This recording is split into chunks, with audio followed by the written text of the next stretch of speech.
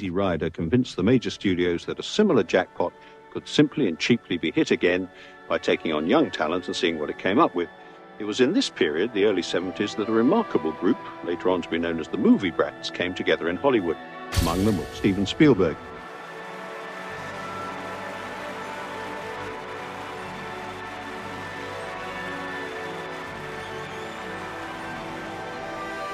Coppola and Scorsese.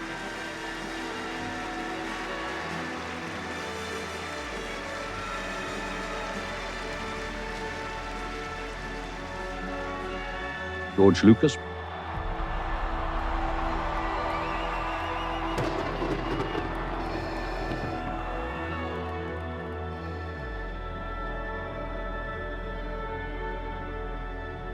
What made these people dissimilar from any earlier generation of filmmakers was that, unlike their predecessors, they were strictly children of the audiovisual age. They hadn't grown up influenced by literature or the theatre. They'd grown up influenced by films and TV. Hitchcock, I think, pioneered a whole type of film grammar. He taught us how to express things as clearly visually, I think, as they can be expressed. Recognized as the master of the psychological thriller. He's made all types of movies over the last 50-plus years. He is great with the techniques. You could actually go into a video store and pick almost anything by and have a good time because he is theatrical and because he is out in front with wanting to touch you and wanting to involve you and wanting to shock you. He's the greatest director of his generation.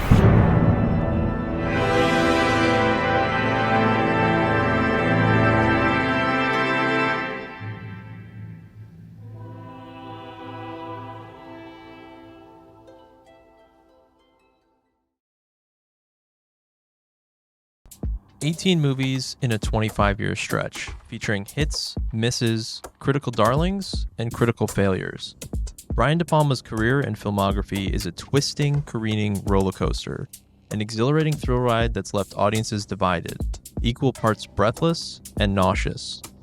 He's been punished by the Academy for his commitment to quote-unquote lowbrow genre films, bashed by critics and protested by advocacy groups for his portrayal of violence against women, and decried as a hack by a vocal contingent of cinephiles who insist he's nothing more than a Hitchcock ripoff. And yet, 50 years after his career really began, his legacy shines brighter than ever, both his catalog and the sweeping influence he's had on the generations that followed. There's simply no way to talk about the work of Brian De Palma without bringing up Alfred Hitchcock. The master of suspense had a profound impact on a young Brian. I saw Vertigo in 1958. I saw it at Radio City Music Hall. I will never forget it. Detractors of his work do not hesitate to bring this up. For them, it's a smoking gun that convicts De Palma on the count of unoriginality. And to some extent, they're correct to a degree, but in the wrong way. The ripoff allegations always center on themes, plot, and sequences. And to be fair, he frequently traffics in Hitchcockian territory. Voyeurism, being accused of a crime you didn't commit, things of that nature. However, as Roger Ebert noted, He doesn't really rip him off. He doesn't steal anything that's Hitchcock. What he does is he takes a starting off point of some of the observations Hitchcock made about elementary things, and then he goes from there. the ripoff narrative is incorrectly calibrated and tunnel visioned to the point that critics started seeing imaginary connections in an attempt to discredit his work. They talk about Carrie, the bath scene, being like the psycho shower scene, and it's like, what? I mean, the psycho shower scene is completely unique. It's a whole series of very clever, quick cuts. Carrie gets into the bathtub, washes the blood off in about 3 different cuts. There's absolutely no relationship except there's a girl in water. Looking at the 18 films, only 2 can be considered as outright reimaginings. Obsession is a near carbon copy of Vertigo, and Body Double is some combination of Vertigo and Rear Window. Critics aren't completely wrong, though. De Palma acknowledges taking from Hitchcock. So what exactly does he steal? Silent pictures are the pure motion picture form. C'est la forme la plus pure de... There was no need Dire qu'il n'y avait eu aucun besoin to abandon the d'abandonner technique la technique of the pure motion picture du cinéma the pur. way it was abandoned La when the façon- sound came in. The advent of synchronized sound effectively brought about the death of the silent film. Having participated in both eras, Hitchcock knew better than anyone what was lost in the switch. C'est comme disait Truffaut, les gens qui ont connu le secret perdu, les gens qui ont commencé à l'époque du cinéma muet, qui savent quelque chose du cinéma que tous les cinéastes qui auront commencé pendant le parlant ignoreront toujours. Having to convey ideas visually was a necessity for silent films. Spoken dialogue made it optional. It's the old film school adage, show don't tell. It's that precise concept that De Palma took to heart watching Hitchcock. Doing so consistently requires a certain connective tissue that encompasses both the shots themselves, where the camera is placed, and then the edit, what leads from one shot to the next, suggesting meaning. Done effectively using the same grammar that Hitchcock perfected, the scene works, even with the sound off.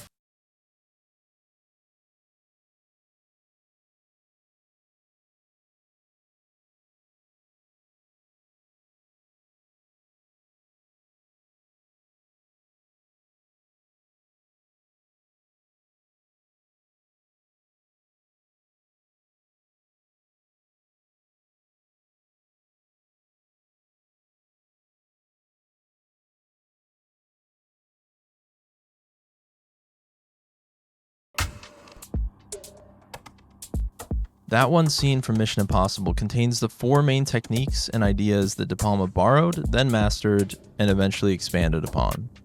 The cinematic language encompassing shot sequences and editing patterns is the first. You either speak well or you speak badly. You either write clearly or you don't. He puts the camera in exactly the right position. He has exactly the right shots.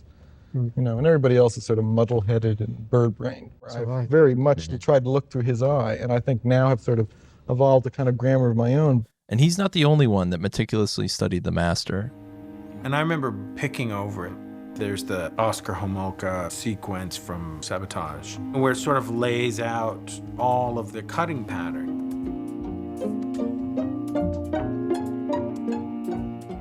It's not even a book anymore.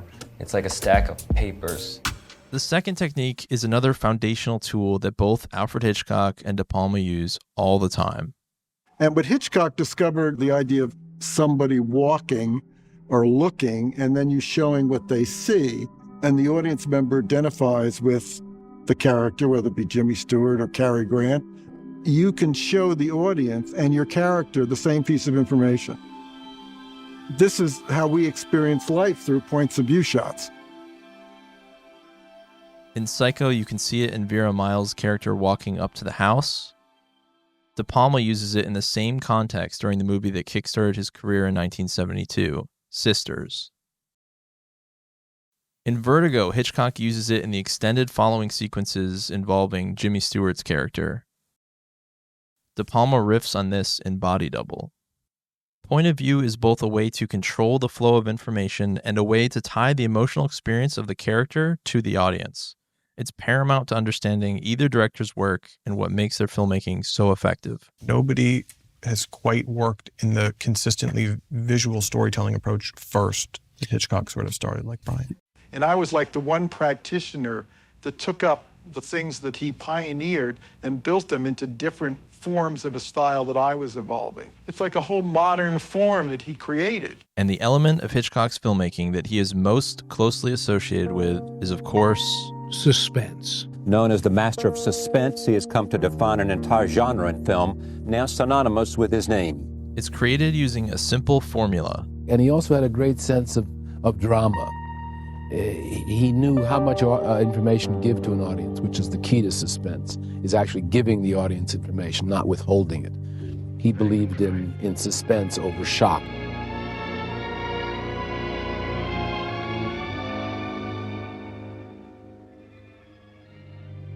Suspense comes out of giving an audience information. Because if the audience don't know, how can they emote?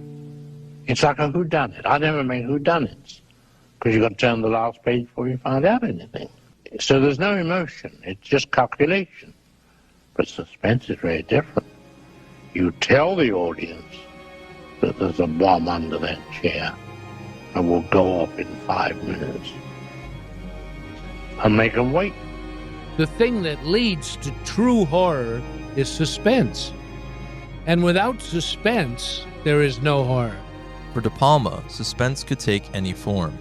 War. Oh, Jesus. Oh, Jesus. Oh, God.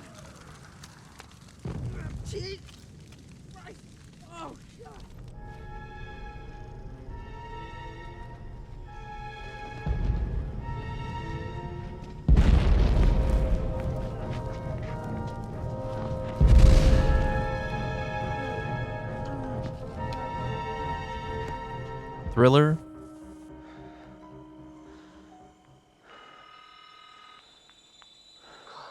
Hurry.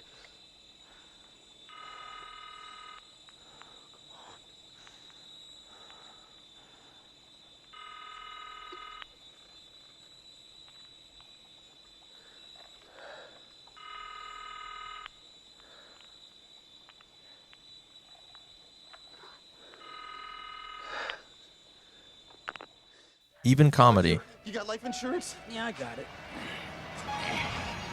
That's good to know.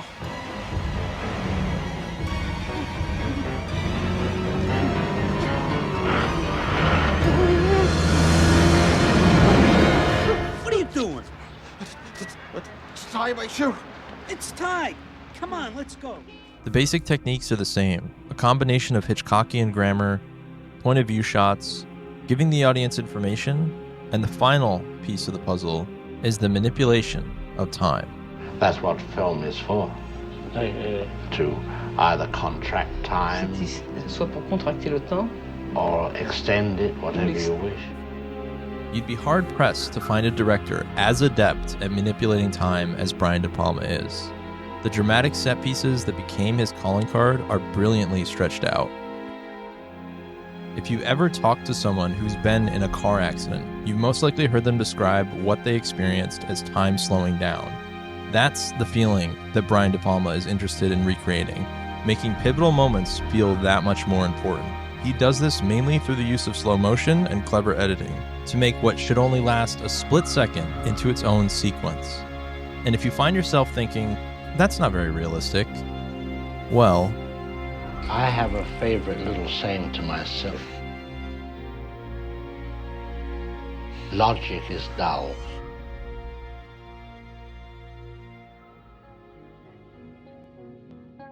I was the youngest. I was born in Newark, New Jersey.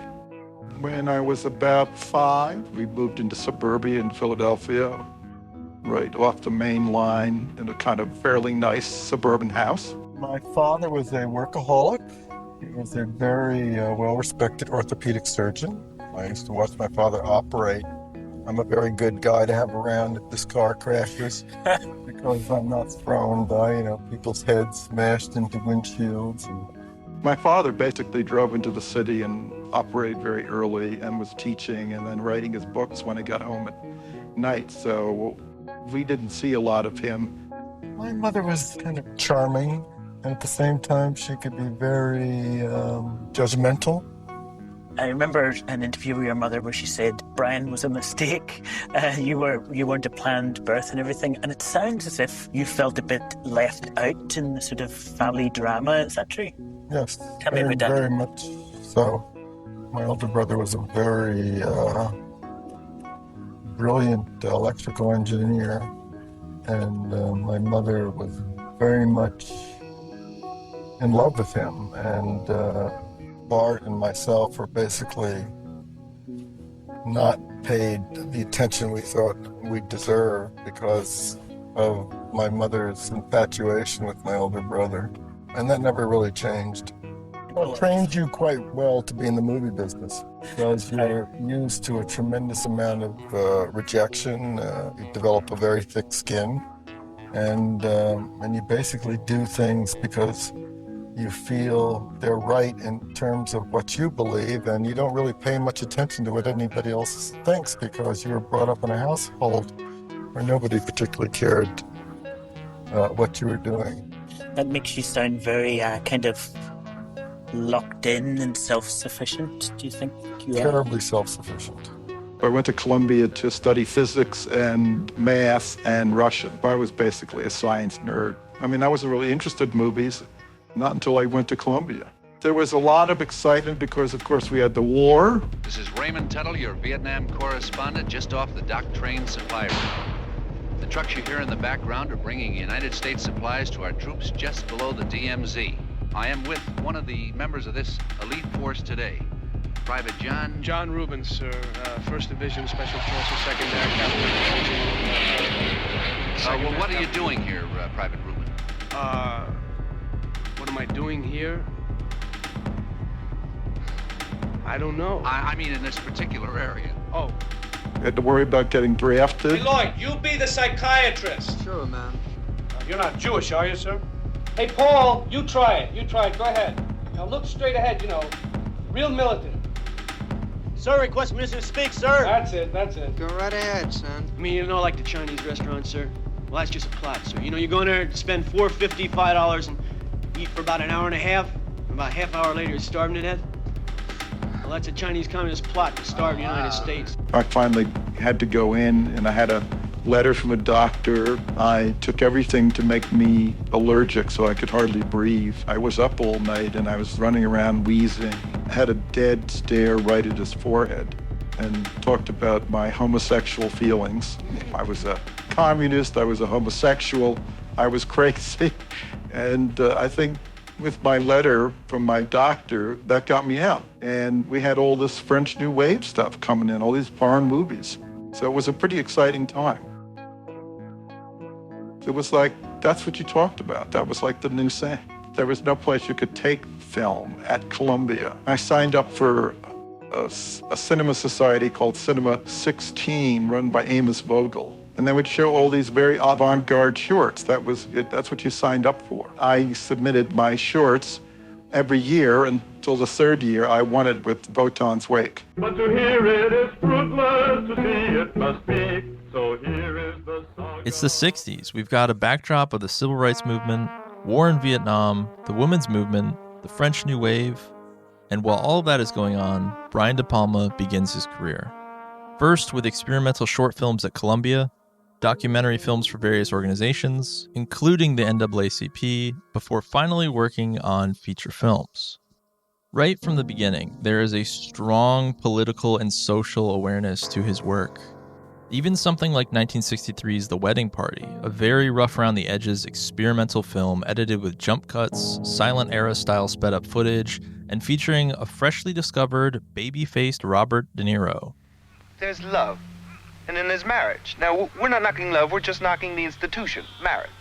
Love is nice. Marriage is not nice. He doesn't end up solidifying what a De Palma film looks and feels like until Sisters. Murder a la Mode is the closest he gets prior.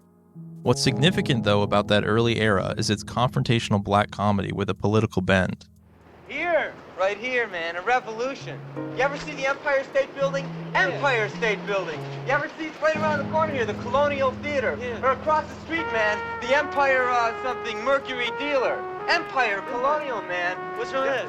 We live in an empire where we have a colonialist system, a corporate capitalist power elite in the United States. Yeah, they got it in every country, don't they? No, General Motors, you see, runs the world. I think De Palma is probably the greatest satirist of the last 20 years in cinema. I mean, his films are hysterical, biting black comedies. I mean, no one has his wit. Greetings was sort of very kind of a radical view of what was going on in America at the time, but as I found myself on programs much like this, I'd be talking about the revolution and why are we in Vietnam and one seemingly radical political idea after another. And then they would cut to a commercial and somebody would come on and said, buy some Evian. This is really great stuff. It'll make you feel really good. Now let's get back to Brian De Palma discussing the revolution. He only made 2 outright comedies in his active period, but it's a mistake to think that the satire went away. The reality is that it's always there. Sisters ditches the free-flowing improvisational style of The Wedding Party, Greetings, and Hi Mom. In its place is a much more formalized, structured work with elaborate camera movements and provocative images. His prior films were very much a product of the French New Wave. The fractured editing, longer takes. There's a direct line from Godard, Truffaut, with a smattering of Orson Welles. It isn't until 1972's entry that Brian De Palma keys in on his ultimate influence. Oh, so nice to see it. Even though Sisters is in some way a conscious effort to follow in the footsteps of Psycho. The logo of Sisters is Psycho, right? With the slash going across. In the editing room, and Paul Hirsch and I were putting various musical pieces against the cut sequences, and of course we were using a lot of Psycho and Vertigo and a lot of Herman's music. We sort of looked at each other and said, why don't we get this guy to do it? I mean, this is great. Nothing had been done since Psycho, even by Hitchcock, who was still alive. It took Psycho anywhere else. Psycho rip-offs left, right, and center for the next 8 years. But there was something different about Repulsion. And when he saw Repulsion, it was like, oh, wow. He's figured out how to make a Hitchcockian thriller, but for a new, more sophisticated, younger audience. Hitchcock's films hinted at being disturbing. The point of Polanski was it to be disturbing. It was Hitchcock by way of Buñuel. The feeling of Sisters is entirely different, and the number of new ideas that's in Sisters that are not in any Hitchcock movie ever are incredible. If anything, there's more from Polanski in Sisters than Hitchcock. It's De Palma's own shadow that looms large over Sisters. A man watches an apparently blind woman enter the locker room. Just as she's about to undress, the frame shrinks down to the size and shape of a television screen, revealing that this is all part of a game show. The watcher is being watched by the audience in the studio, presumably the audience at home, and then finally, on a meta level, by the people seated in theaters. It's this stacking of voyeurism which plays with the format of cinema, television, and the audience's perception of the conventions of both that immediately highlights De Palma's skill, the joy with which he works, and the desire to push the medium forward. This cannot be confused for Psycho, or Rear Window, or Rope, despite the elements borrowed from each. The camera is pushed and pulled and zoomed with confidence by DP Gregory Sander under Brian De Palma's supervision. It's a mannered and stylized approach that evolves as the runtime ticks up, culminating with expressive dream sequences featuring handheld wide-angle shots. Sisters has 2 violent set pieces. Margot Kidder's Danielle stabs Lyle Wilson's Philip, and later, William Finley's Emile. The noteworthy element in both is the level of graphic detail shown. It may seem tame by today's standards, but it's important to keep in mind that the Hays Code, the de facto rule of law in Hollywood regarding what could and could not be shown on screen, had just been dissolved 4 years prior. The content within movies was heavily censored during the 30-year period designed to shed Hollywood of its immoral public image. As a result, directors like Hitchcock were only able to imply gore and imply sex, while tiptoeing around the other morality clauses and guidelines. I did feel the 50s morass of filmmaking held him down. Hitchcock really couldn't do what left to his own devices, I think he would have wanted to do. By that token, Brian De Palma was able to go where he wanted to go. Brian De Palma and Roman Polanski were 2 of the first directors to come out of that post-Hays Code era with a new, fresh, darker, more twisted vision for what film could be. It's that same free attitude that allowed De Palma to push the aesthetics of film where they hadn't gone before. One of his most notable visual trademarks, the split screen, had been used to splice together 2 characters in different locations like in 1958's Indiscreet, or for purely aesthetic reasons in 1968's Thomas Crown Affair. With Sisters, De Palma does something different, using split screen to show 2 simultaneous scenes, a man being killed and a journalist looking on in shock. Information is conveyed rapidly about Jennifer Salt's character Grace as a race against time breaks out between the divide. The split is made whole, then divided once again when police arrive. One half focused on the cleaning of the apartment, and the other on the group making their way there. It's a clever way to show 2 competing moments. Both storylines converge. The 3 on the right physically enter the left side of the frame, while Emile slips past to the other side, swapping both parties' position in relation to the divide. It's a tense sequence done sharply and with a wry smile.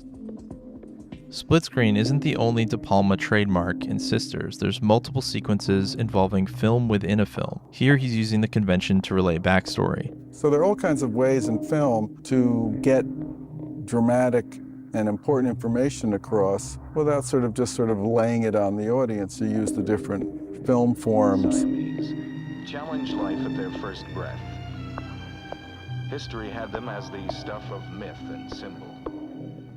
And I'm always interested in showing, it's a kind of a Brechtian approach where you make the audience aware of the form that they're watching. Despite being a horror film with the psychological fright of Repulsion and an elevated brutality evolved from Psycho, the film still has room for a sense of humor. And Phil, for you, good sport that you are, dining and dancing for 2 at Manhattan's famous African Room.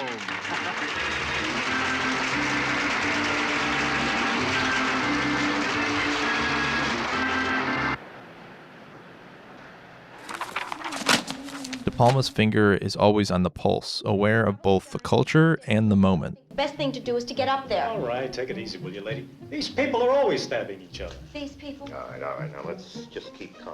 One step at a time. Even with renewed interest and attention on Sisters following a Criterion release, the film remains something of a hidden gem. It's sharp, effective, haunting, at times beautiful, and brimming with ideas. The final frame is of Charles Durning's private eye character high atop a telephone pole, watching and waiting for someone to pick up a couch at a train station in Quebec. Nobody ever arrives, and no one ever will. The person who committed the murder isn't aware she did it, and the person who investigated the crime can't remember. What did we learn, Palmer? I don't know, sir. I don't know either. I guess we learned not to do it again. Yes, sir. Well, to find out what we did. Yes, sir. It's hard to say.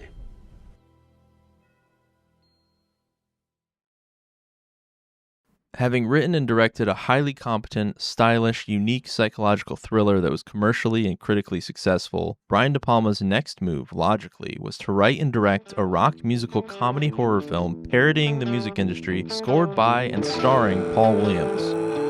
Wait, what?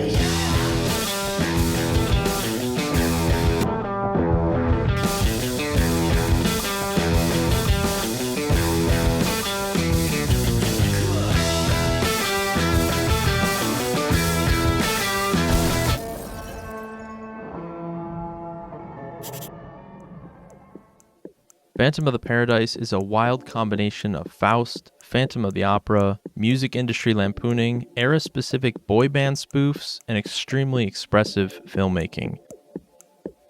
Released a year before Rocky Horror Picture Show, it's in that same spirit, featuring the cinematic flourishes and historical film references Sisters codified as being De Palma. If Sisters was a tight, in-the-pocket thriller, Phantom loosens things up. Cinematographer Larry Pizer uses significantly more wide-angle, handheld, extreme low angles, and transitional wipes. The title credits are a flashing Technicolor indicator that this is not a self-serious outing. Everyone's having fun with this one.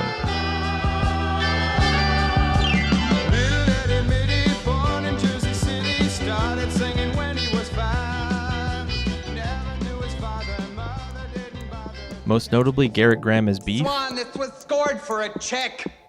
And Paul Williams as Swan. You can sing it better than any bitch. William Finley is back in the lead role, an unconventional leading man. As Winslow, he's a believable music nerd, obsessed with his craft, creating with an immutable purity. Jessica Harper plays his muse Phoenix. Harper ends up grounding the film, at least as much as anyone possibly could hope to. It'd be easy to assume that because this is a silly, over-the-top musical that Brian De Palma would phone it in, but if anything, he's working overtime. Winslow donning the mask to become the Phantom is its own 2-minute first-person handheld shot. A novel use of the camera considering this is years before John Carpenter's Halloween. Occasionally, general audiences would see a first-person shot. Hitchcock uses one in Notorious. 1947's Lady in the Lake is entirely first-person, but it doesn't quite work because of the steadiness of the movement. Dark Passage, released in the same year, manages the effect better. Cameras just weren't lightweight and mobile enough at that point to do what Pizer does with the camera in Phantom. Carburetors, man. That's what life is all about. That's immediately followed by an even more elaborate 2+ minute Touch of Evil reference. One long take was enough for Wells, but here De Palma pits two against each other, much like his work in Sisters. The left side of the frame is devoted to the bomb in the car, with some backstage drama cutting through the early career Beach Boys parody track. The right side of frame is dedicated to the performance, with occasional pans to Swan or the Phantom. It's pure spectacle and chaos. Production designer Jack Fisk and costume designer Rosanna Norton, as well as the entire makeup department, did a phenomenal job making the film look vibrant and rich, while Paul Williams' musical touch is harnessed in both the parody and real tracks.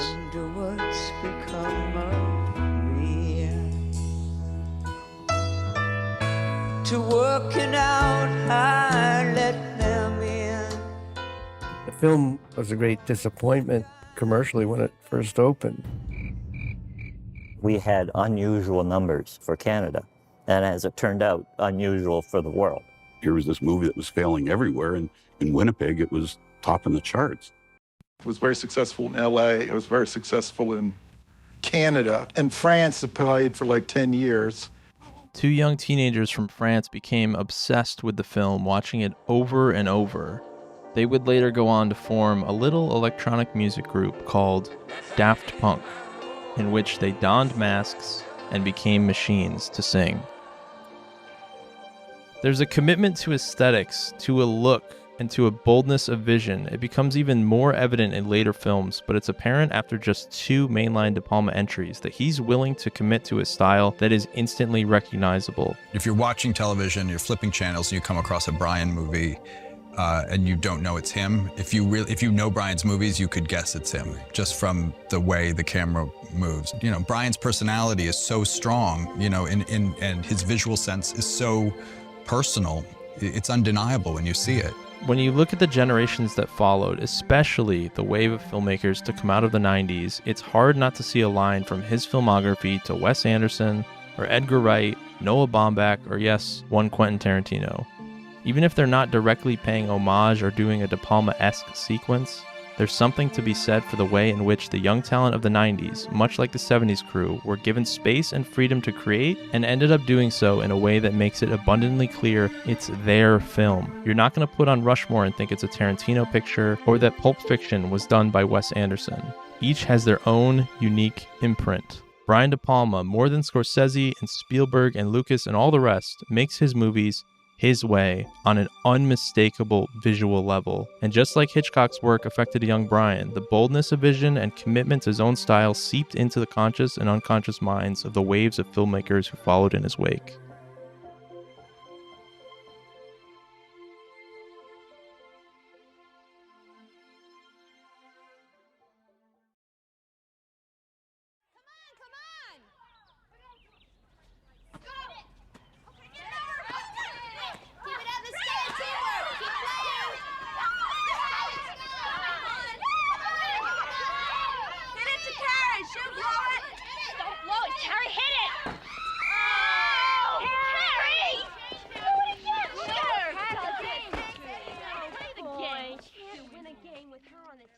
The girls' locker room is the height of the Peeping Tom fantasy. The 70s and 80s are littered with problematic movies and shows that feature young men attempting to get a glimpse.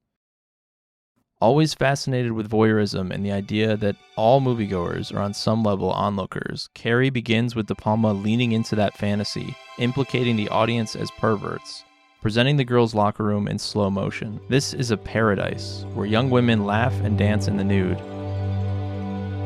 The myth building is more specific than that, though. The scene is simultaneously working on a biblical level. The locker room is presented as a parallel to the Garden of Eden before the fall of man, before the original sin. Say it! He was weak! He was weak!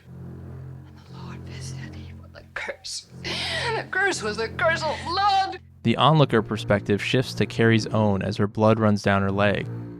Shocked and confused by the arrival of her first period, she staggers to the group of girls that were moments earlier at peace. The steam clears and the idyllic portrait fades. The girls violently and mercilessly mock her. Carrie backs into a corner and shrinks down. I didn't sin, Mama. Say it! I didn't sin, Mama! First sin was intercourse. First sin was intercourse. First sin was intercourse. And the first sin was intercourse, Mama. I was so scared. I thought I was done. And the girls, they all laughed at me. 2 years after Phantom of the Paradise, De Palma adds a new wrinkle to his arsenal, the split diopter, essentially a way to have 2 different focal points in the same frame. It's a companion technique to split screen, allowing for 2 pieces of information in the same frame to be presented at the same time in juxtaposition, in a less obtrusive manner. Carrie White! Beautiful. Beautiful. Beautiful! There's both a fascination and abhorrence towards routine female hygiene, menstruation, and women found in Carrie that's at the core of Stephen King's novel, the first of his written work to be adapted into a movie. Carrie was a perfectly normal girl, albeit a loner, prior to her first period. Afterwards, she's regarded as a monster, mockingly by her peers, more seriously by her disgusted principal, the highest level of authority in her life, a stand-in for male oppressors at large with the absence of a father figure, and finally, as some kind of fallen creature or demonic presence by her own mother. The blood also marks the arrival of her newfound supernatural abilities. The entire film is a lead up to the big set piece. Nancy Allen and John Travolta both make their debut in Carrie as Chris and Billy respectively. In their final attempt to humiliate Carrie, they kill a pig,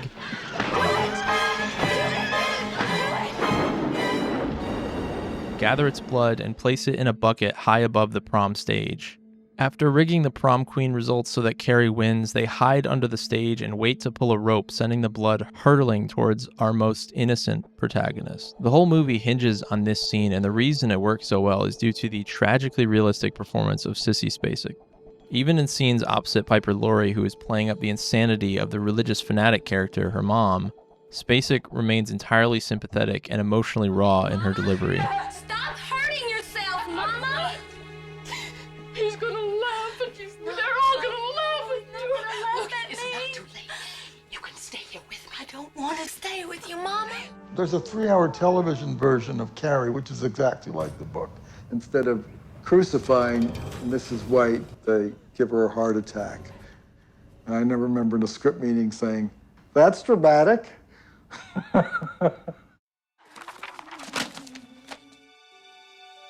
Much like the opening locker room scene, the prom scene plays out like a fantasy, with the dreamlike perspective of Carrie playing out in front of her in extreme slow motion. The look and sound switches as the mortifying truth of what's going to happen is telegraphed well in advance. The romantic flutes are replaced with daunting strings. The sequence is drawn out to an absurd degree. It's done partially to emphasize Carrie's perspective, and also her one last moment of peace, like a dream you don't want to wake up from. Once the blood drops, the slow motion stays as we get a shocked Carrie and then a shocked audience. The locker room scene has come full circle, multiplied by 100. The sound doesn't come back in unstylized until she starts her rampage. In the meantime, we see a laughing girl, but don't hear it. Only the sound of the blood dripping plays in real time, followed by isolated quotes from her mother predicting everyone will laugh at her, her principal refusing to say her name correctly, and her guardian angel, Miss Collins, telling her to trust her.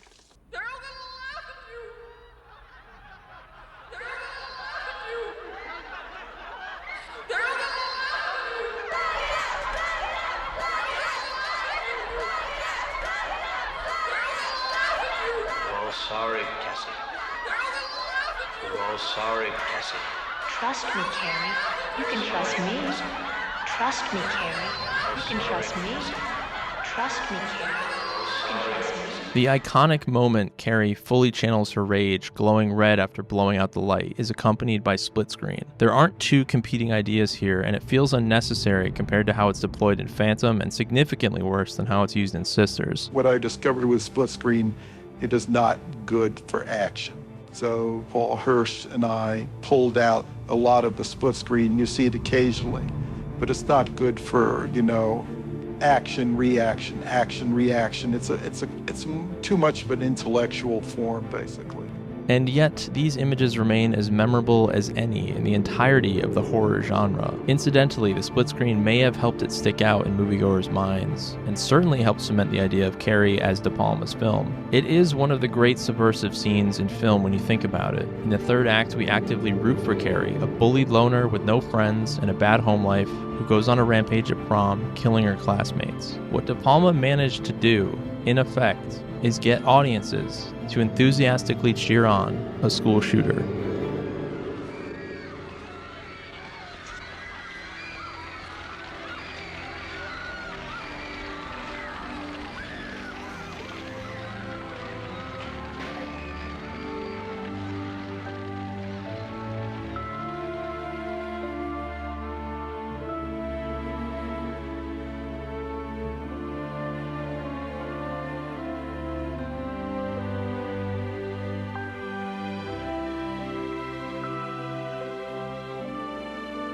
Through the 18 films, De Palma has two primary fixations: voyeurism, which he's devised dozens of scenarios to explore, and the second fixation, the thematic idea of the two selves, a normal, public-facing persona and something more sinister that lurks in private, threatening to get out. He goes back to this in 10 of the 18 movies. In Sisters, we have Siamese twins, and the use of split screen, dividing the frame into two equal halves. Phantom of the Paradise has Winslow as the Phantom, turned into a monster when half of his face is disfigured in an accident. Split screen returns. Carrie, there's the girl, and the eventual monster, with both split screen and split diopter cutting the image in two. With Dressed to Kill, the two selves are in complete focus. A married housewife dissatisfied with her marriage cheats on her husband. A double life. Not to be outdone, film's killer is also a case of dual identity. One of the film's red herrings is an undercover police officer who body doubles for the killer in the background and a few key moments to throw off the scent. Here, split screen is used without the black line dividing, a more subtle effect, and split diopter is used liberally throughout. Steadicam makes its debut in his filmography with Ralph DeBode using it to great effect, crafting intense dream sequences. Dressed to Kill is perhaps the most biographical film of his career, with Peter Miller, played by Keith Gordon, being a self-insert for the director. And my father was basically unhappily married, and he found another woman and basically stayed married to him for the rest of his life. You tried in some way to observe your father during his affair. I read you climbed trees and tried to photograph him. Is that true? Yes, it is. Given some critics' labeling of his cinematic tendencies as misogynistic, it is interesting just how much time and effort De Palma spends getting the viewer to consider a woman's perspective. As writer Michael Koreski points out in his essay on Dressed to Kill, we are instantly aligned with this female character's perspective and pleasure, a radical gesture for a mainstream thriller at the time. Dressed to Kill's dreamlike opening sets the stage for everything that transpires. As the camera floats towards Dickinson, we see a man shaving with a straight razor, the weapon of choice for the film's killer.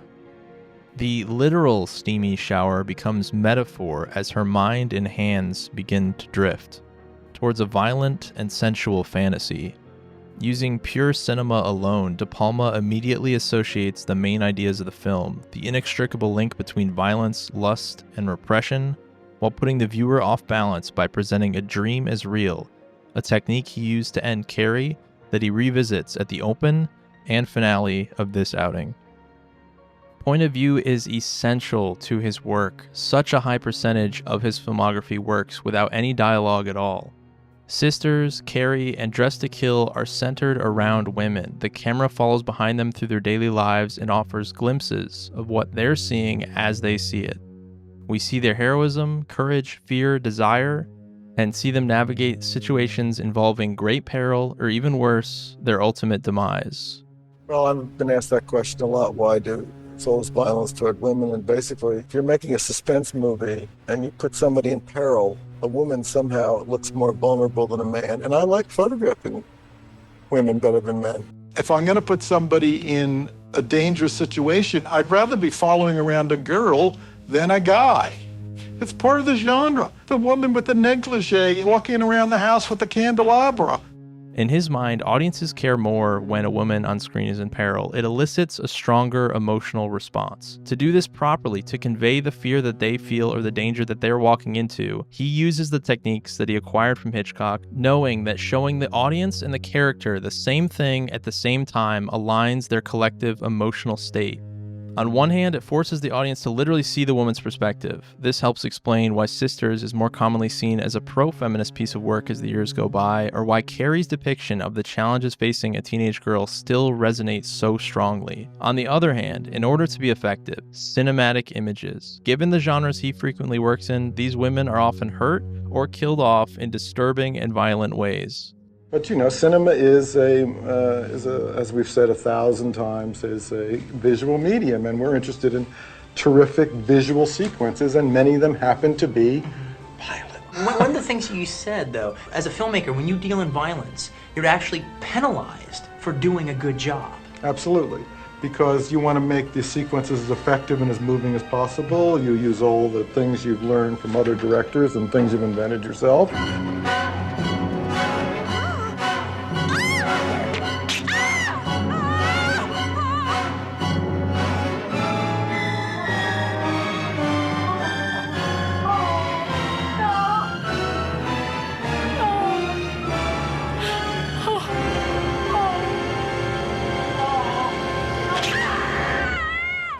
Brian De Palma, despite making passionate, romantic, energy-filled, arresting images, approaches filmmaking like a mathematician, like an engineer. Film is an equation or a puzzle to him, and the answer he's always trying to solve for is how do you make an image, a scene, a movie, cinematic and effective? That's the goal every single time. I'm thinking all the time about where that camera is and is that the best place for it to be, because if I don't make the correct decision, I'm going to be looking at it the rest of my life. The controversy surrounding this film in 1980 was the graphic violence against the character of Kate Miller, played by Angie Dickinson. Killing her off early was, of course, an idea lifted from Psycho. Now, I was battling the ratings board on every one of these movies. We were in the midst of the women's liberation movement. Violence against women had a very grotesque murder in it, and it got picketed. I actually pulled a leaflet calling for a protest against Dressed to Kill. If this film succeeds, killing women may become the greatest turn-on of the 80s. The film originally had an X rating until a few shots and a line or two were removed. Pauline Kael, film critic and champion of all things Brian De Palma, defended the movie and insisted that it was better with the X-rated material left in. You see, I don't think Dressed to Kill gave the people something bad to emulate. Dickinson, the film's star, did the same. Many mainstream critics during that period were disgusted by the hyper-violent slashers coming out of Hollywood, almost as much as the advocacy groups protesting them. I mean, this film could be actually titled Skinned Alive. I mean, you see enough blood. It's going to be called Amityville 3D, in which they're probably going to throw up on the audience. I can't quantify the hatred I have for this movie, but I'm going to try. It's just a series of teenagers who come on screen, say a few words, and then they're hacked to pieces. No hope, no trust in human nature. It's simply a series of mutilations and murders. Yet with Dressed to Kill, an unquestionably violent movie, plenty of those same critics sang its praises. It gets rhapsodous reviews from the most established critic, especially female film critics. Pauline Kael gives it a rave. Sheila Benson, surprisingly enough, like raved about it beyond the beyond. I remember that. Which was like, whoa, Sheila Benson. It was weird. It's clearly not a slasher. There is some connection, though, to the giallo films of the 70s, particularly the work of Dario Argento, the black trench coat, the fetishization of murder weapons, the sexually charged environment, the amateur detectives, and of course the Italian score. But even then, it's elevated above them too. There's an undeniable elegance found throughout the 1 hour and 44-minute runtime. By taking Angie Dickinson, an intoxicating blend of femininity, sophistication, and grace who was closely associated with the cool guys of the 50s and 60s, then putting her into the high society world of New York's Upper East Side, a place Brian spent years living in, he's able to trick the audience into accepting material that they would normally scoff at in a lesser, more crude package. This was a classy movie that sometimes people would look in the dramas for it. Even the sex worker played by Nancy Allen is of high status. So you really think Autotron's going up? Well, I got it from a very good source. Her occupation is never judged by anyone in the film or by the film itself, an extremely progressive stance for the time, a stance that caused quite a stir among cultural conservatives. As time has gone on, the violence and sexual content is criticized significantly less. Audiences have long since adjusted to a post-Hays Code world. The debate now is focused on the big twist in the third act. Michael Caine plays Dr. Robert Elliott, Kate's therapist. The shocking reveal is that Caine also plays Bobby, a disturbed and violent, split aspect of Dr. Elliott. Yes, she aroused Elliot, just as you did, Miss Blake. You mean when Elliot got turned on, Bobby took over? Yes. The Bobby and Elliot dynamic is functionally the same as the competing personality dynamic in Sisters, with Elliot not knowing what Bobby is doing. Neither one is accurate to real life, or even meant to be, but they do make for compelling ideas and images, the reason he chose them to begin with. What Brian De Palma is interested in and doing with a film is a separate issue from the overall impact and legacy any one of his films have. And part of the enduring legacy of Dressed to Kill is the fact that the film in some way plays into the false premise that trans people on the whole are unstable and violent, when in real life they are significantly more likely to be the victims of violence. Similar to the notion of Brian De Palma's work being misogynistic in the eyes of some, while also containing all sorts of progressive ideas and real care for the perspectives of the female characters in them, so too is the representation of the trans community in Dressed to Kill muddled. Once again, we get media within media, a TV program showing a real trans person being interviewed as Dr. Elliot looks on in split screen. This is brilliant visual storytelling. When I speak of transsexuals, I tend to speak of male to female because there are a whole lot more of them than going the other way. And an awful lot of them have real macho backgrounds. Later, there's a frank discussion about the granular specifics of gender reassignment surgery at an upscale restaurant. It's a funny scene, but the discussion isn't the butt of the joke. It's played completely straight. Instead, it's the reaction of the pearl clutcher behind them that gets the laugh. Plastic reconstruction and the formation of an artificial vagina. A vaginoplasty to those in the know. That's pretty ahead of its time for 1980. Taking every part of his work at face value is a mistake. As Roger Ebert said in his 1980 review of Dressed to Kill, I doubt that De Palma wants us to take his explanations very seriously. The pseudoscientific jargon used to explain the case reminds me of that terrible psychiatric explanation at the end of Psycho, a movie De Palma has been quoting from all along. Norman Bates no longer exists. He only half existed to begin with. And now, the other half has taken over. When he told me that he thought Bobby had killed Mrs. Miller, he was confessing himself. And that's just a parody of the Simon Oakland scene. As much as cinema is a puzzle to him, an exercise in finding the most effective way to communicate information visually, it's also a game and a joke. A joke that he gets, and if you're paying attention and lucky, you might get too.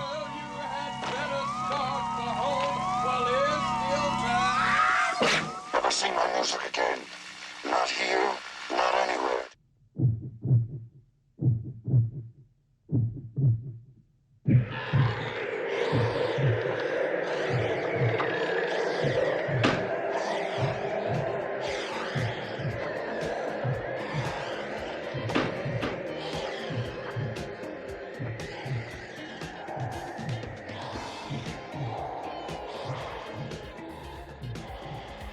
The once novel camera work from Phantom of the Paradise has become commonplace in the slasher genre, a genre that exploded in popularity in the United States during the mid-70s.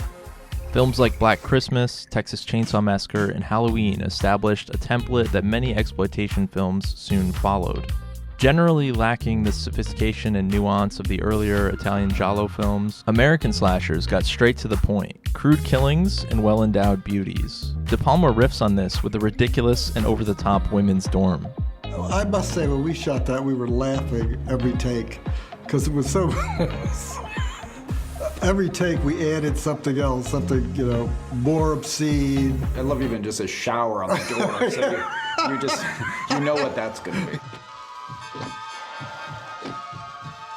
The illusion of the slasher opening is shattered when the pathetic scream of the would-be victim squeaks out. God, the scream is terrible. How many years we worked together? Let's see. I met you on Bloodbath, right? Yeah. And then we did Bloodbath 2. And then we did Bad Day at Blood Beach. And then we did Bordello of Blood. Well, that brings us up to date. Co-ed Frenzy.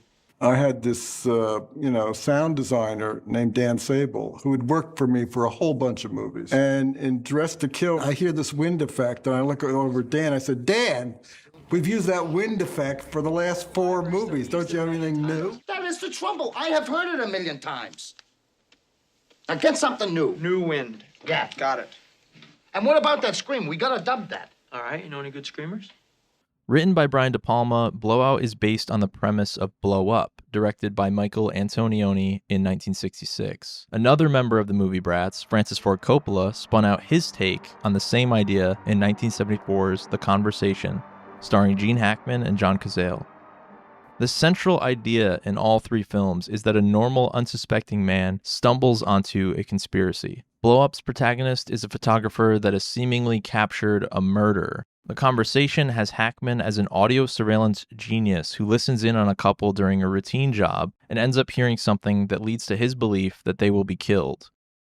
Blowout has Jack recording Foley for a sleazy horror picture when a car transporting the governor of Pennsylvania and soon-to-be presidential candidate loses control.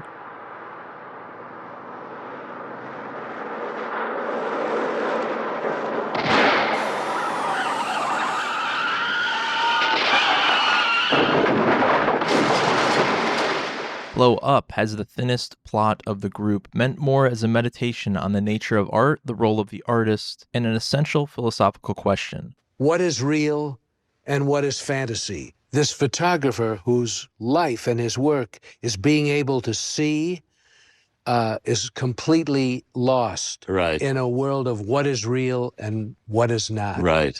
There is little to no consequence for David Hemmings' Thomas. Intended to capture the culture of the swinging 60s in England, the film would serve as the inspiration for this guy. Yeah, baby, yeah! This is a mystery story, a great mystery story without a solution. But the journey, the search for an answer, which doesn't end with the film but goes on long after the film is over, is fascinating. There are two key scenes that serve as the basis for the foundation for both subsequent films in the unofficial, unconnected trilogy. This is like the movie, like Blow Up, like the huge picture, the way the guy blew it up. The eponymous blowing up of the photograph, a physical, mechanical process of developing film in a darkroom, and the one moment of true dread in Antonioni's version when Thomas goes back to try and find the body.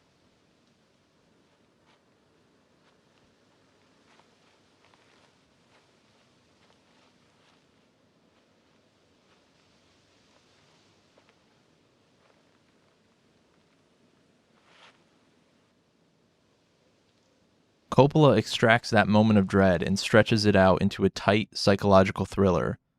An artist's curiosity and self-absorbed desire for the perfect photo in a spread becomes an all-consuming hunt for the truth with ruinous consequences for the man that couldn't let go.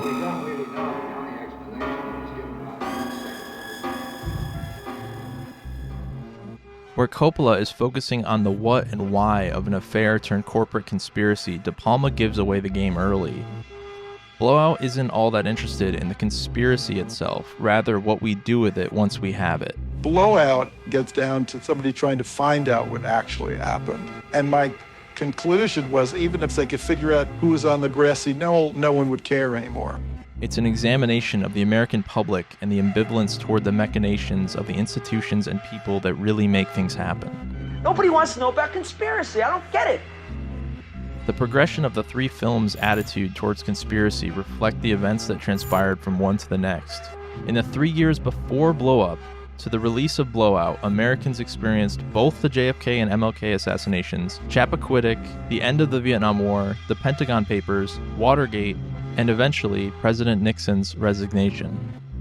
Conspiracy moved from the most extreme fringes of society, something most would not even begin to entertain, to a mainstream concept and ultimately an accepted fact of life. Death is the inciting incident of Blowout, with Jack unable to save the man in the car. He does, however, manage to save a woman, played by fellow Carrie alum Nancy Allen. At first, it's not really a conspiracy. A detective ignores his testimony and expert opinion that he heard two distinct sounds, a bang, then the blowout of the tire. The governor's right-hand man pressures Jack in an attempt to save his legacy. Neither one is necessarily insidious, the police choosing to lazily put forth a version of events that doesn't require further inquiry rather than pursue what happened, and the fixer wanting to let McRyan's infidelity die with him. But both parties aid the real evil at work. The governor is dead now, and we don't want to embarrass his family. I just don't know if I can do that. I mean, I was there, she was there, and... Who gives a damn that you were there? Well, that is what happened. I mean, that is the truth, isn't it? Well, what difference does that make to you? Good intentions that involve burying the truth end up looking the same as bad ones.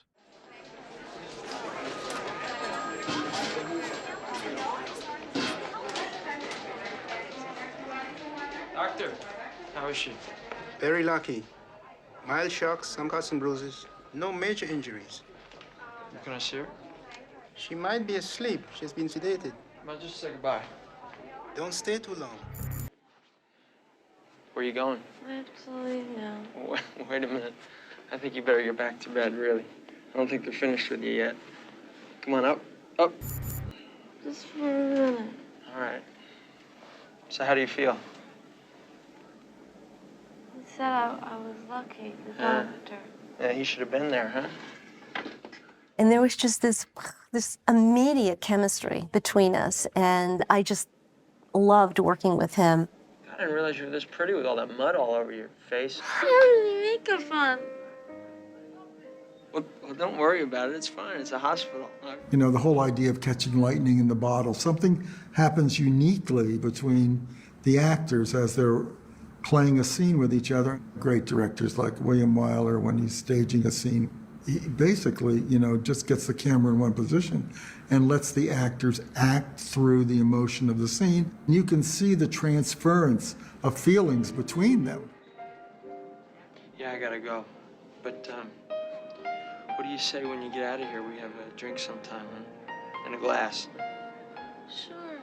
Okay, you take care. How about tonight? No, I don't think so, Sally. Not tonight. But I'll tell you what I'll do. I'll check with the doctor, see when you get out. Wait a minute. Sal, you really gotta stay in bed. I don't like to be observed. Well, I'm sorry, but there's really nothing I can do about that. Please, I really don't like hospital. What? I have to get out of here. All right, I'll make you a deal, okay? This is the deal. You stay here, I'll get your clothes, and then when I come back, we'll go out and have a drink, okay? All right? I need his shoes and a coat. Yes, I'll get them. But if you don't stay, I'm not coming back. Okay. All right. Cale had announced De Palma as a fully fledged auteur in complete control of his powers just a year prior upon watching Dressed to Kill. And yet to her, Blowout represents his biggest leap yet, as if everything he has done before was in preparation for this moment. You want to go home, do you? Even an ostensibly straightforward element like an opening title sequence is working on multiple levels, directed with the precision and control of a maestro. We see Jack at his office and get a feel for the day-to-day work he does as he labels and organizes various sound effects. He pauses to turn on the TV. Of course, media within media. Governor George McRyan in his bid for the party's nomination. If an election were held today, the poll concludes Governor McRyan would be the hands-down winner, drawing a remarkable 62% of the vote. The people will rally to support the president in the upcoming primaries. A lot can happen between now and then. Meanwhile, leaders in Congress are waiting anxiously for Governor McRyan to declare his candidacy. Relevant background information is relayed, followed by foreshadowing. The edge of the television naturally splits the frame in two before an artificial split screen gracefully takes over. More details provide texture on the setting of the film, painting a picture of time and place while foreshadowing where the film will end up. This is both elegant and efficient, all while the credits play out. This year, it's going to be extra special. It is exactly 100 years since the Liberty Bell was last rung. And to honor this centennial, there will be a parade on Saturday down Market Street. It will end up at Penn's Landing, where there will be a spectacular display of fireworks. Vilmos Zsigmond serves as De Palma's director of photography for the second time, having collaborated together on 1976's Obsession. A Hungarian man, a very nice man, excellent artist. Man, he said, Brian, he said, the hole in his chin, would you like me to get rid of it? Blowout takes place in Philadelphia, Brian's hometown. In a lot of ways, I find picking locations that are familiar to you so that you know how to approach them, and it has a familiarity. It sort of allows you to approach it cinematically in a way that maybe opens and frees you up. In some ways, is really what is I think the most important personal aspect of filmmaking. You know, when you start a movie with a helicopter shot of New York, it's like, is this an idea? The history of the city and the soon-to-be celebration of it means that the frame is frequently drenched in red, white, and blue, the colors of liberty. Rain gently slides down windows, catching the neon glow. Much of the film takes place at night. There's a neo-noir element present. The seediness of the city's underground, the mob element, Jack's tragic past. One of the film's more brilliant sequences involves Jack reliving the events of the accident.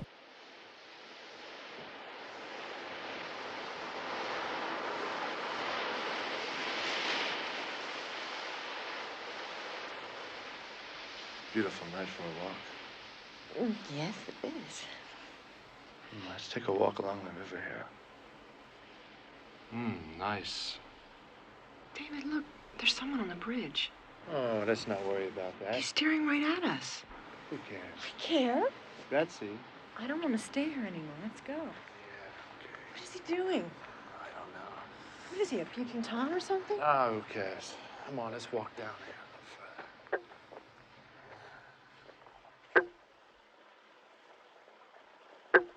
We now see his perspective, something we didn't before. Jack points the pencil around the room, syncing up with the microphone at the scene of the accident, showing the power of point of view. Later, Jack doesn't just synchronize in his head. There's an elaborate scene in which he physically matches the sound to picture, cutting up photographs in frames and playing them back, syncing the sound of the crash to the images. In essence, Jack goes through the process of making a movie, and in turn gains the evidence needed to prove that there was foul play. De Palma hints at the protagonist being watched cleverly with an occasional zoom from a long lens, and later shows the dread of having an invasion of privacy and evidence erased. Both violations can also be found in Blow Up in The Conversation. The room swirls as the tape spins before switching to an overhead shot with the mess of the room on full display. The overhead shot evoking Harry Call's torn-up apartment, mental state in disarray. It's Jack. Listen to me. I have to show you that film that I made. So just stay there. I'm coming right over.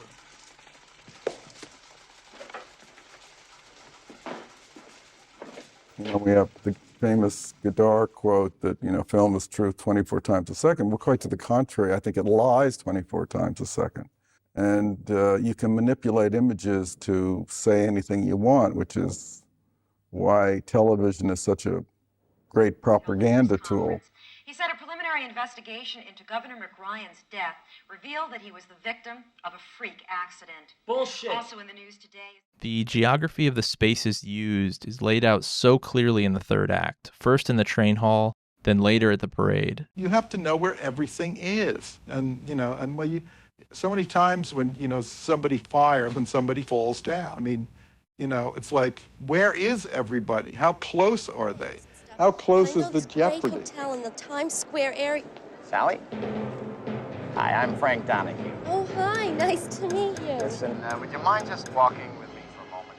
De Palma lets the tension build, then reels it back in during the pursuit. And then they'd pull into a station, and he'd open up his coat, and he'd pull out this big old meat cleaver, and wham, he'd whack him right over the head with it. Let's go, Sally.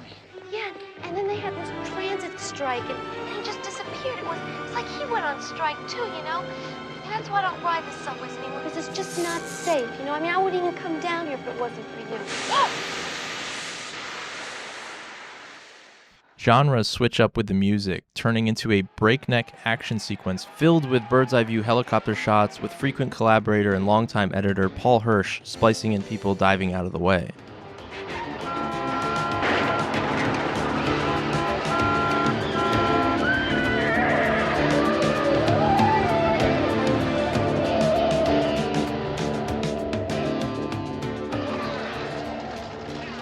Anticlimactically ending with Jack crashing into a Revolutionary War storefront display with a painted-on tagline, "Liberty or Death." Jack survives the crash as day fades to night. De Palma seems to be suggesting a hellish third option. John Lithgow's villainous Burke leads Sally up a set of stairs to the top of a landing in front of a giant American flag. Fireworks explode overhead. Everything has led up to this. Pino Donaggio's haunting score escalates as Jack fights his way to her position.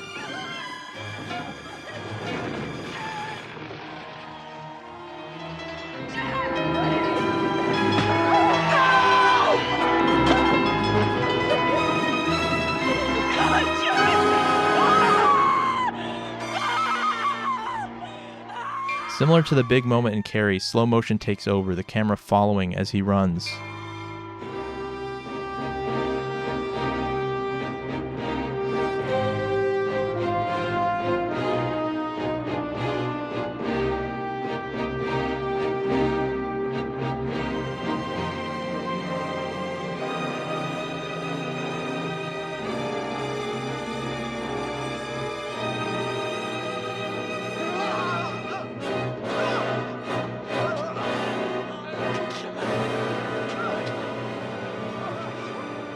What follows is one of the truly spectacular combinations of audio and visual imagery.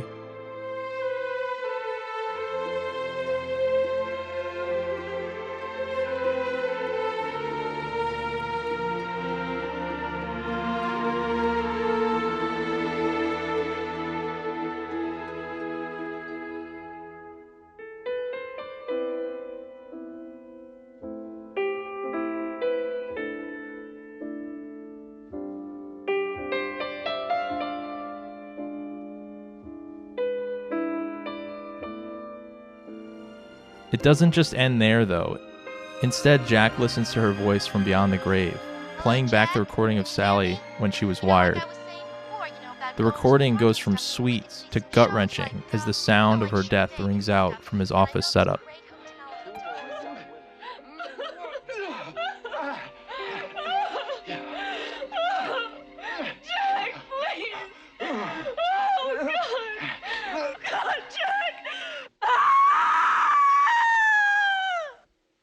Now that's a scream! Oh, Jack, more on the screen. I don't want to distort it. Come on, bring it up. We'll see All right, what we I'll give can you a do. little bit more the next time we go through. That's wonderful. What do you think the rest of the mix? Well, okay, we bring on the beginning, when he was on the footsteps. It's a good scream. It's a good scream.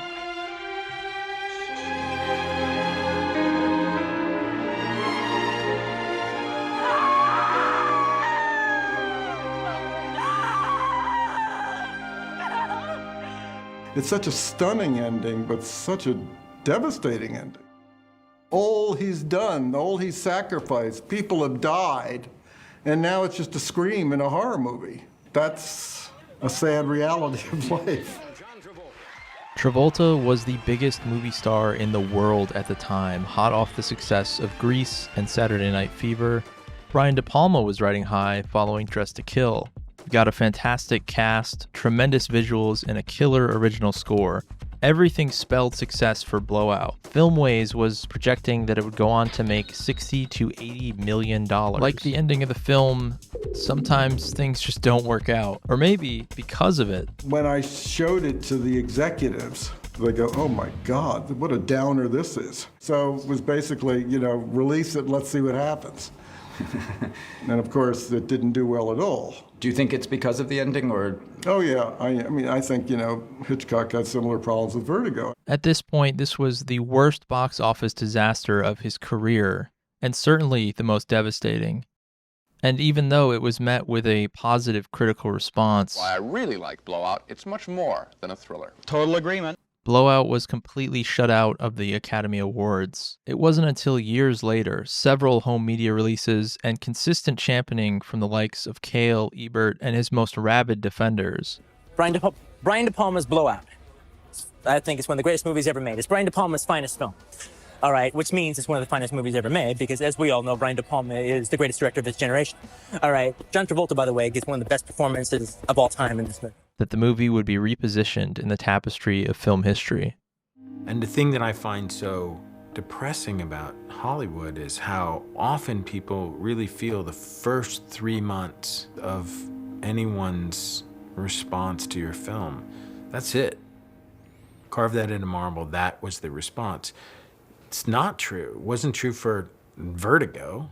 And it's not the only film of his to be reevaluated by the public with the benefit of time and changing attitudes toward the content depicted. You've always got to realize you're being criticized against the fashion of the day. And when the fashion changes, everybody forgets about that. Sisters continues to grow in its stature long after its release. Phantom of the Paradise is now a cult hit. An absolutely incredible film. It's just got an amazing kind of feel to it. And the thing I always liked about Phantom of the Paradise is that I always thought it was like much, much better, but less famous than Rocky Horror Picture Show. Body Double is better appreciated now, 40 years on, than ever before, especially considering its disastrous release. The company distributing it basically just pulled it out of the theaters because there was so much controversy about it. Not everything is perfect and not everything is misunderstood, though. One of the interesting aspects of his filmography is that he has such a knack for the set piece and for visual spectacle. Even films that are otherwise disasters end up being fun. It's the reason people will earnestly defend Snake Eyes or swear to you that The Fury is unearthed treasure.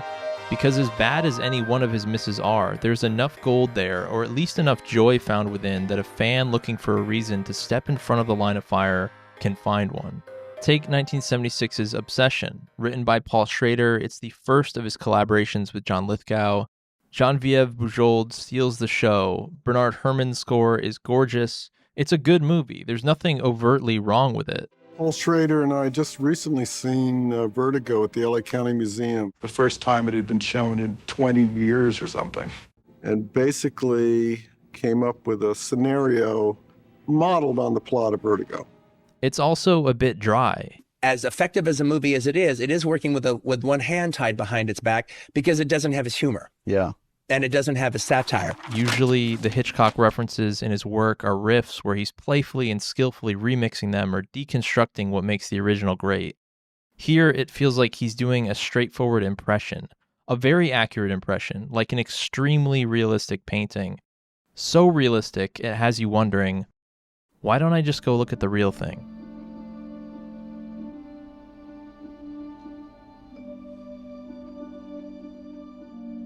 Several of the lesser entries in his filmography are what's known as studio jobs, a ready-to-go project with a script and budget and actors chosen already, where the director is hired on like a contractor. 1978's horror thriller The Fury found its way to Brian's desk with a very high budget for the time and major stars attached in Kirk Douglas and John Cassavetes. And even though it's kind of not the movie you would have top on your list to make, there were a lot of things in it I really liked. Somehow their stardom doesn't translate at all. Douglas awkwardly bumbles around in the bewildering first act of the film, while Cassavetes rarely gets any screen time throughout. Yeah, someone pointed out, again it may have been Pauline Kael, that in The Fury, John Cassavetes is such a wonderful actor. He said it's too bad there wasn't a scriptwriter around to give him more to do. It's almost a waste, in a way, of a really good actor. You're never quite sure what's going on or who is doing what for who. Still, the movie has several marvelous sequences, a beautifully simple match cut to visualize a character's supernatural ability to see a past event. You feel all right, Robin? You know, that wasn't a very smart thing to do. You could have been very badly hurt. Why were you running away? Or this wonderfully cinematic flashback initiated when Amy Irving makes contact with one of the film's villains.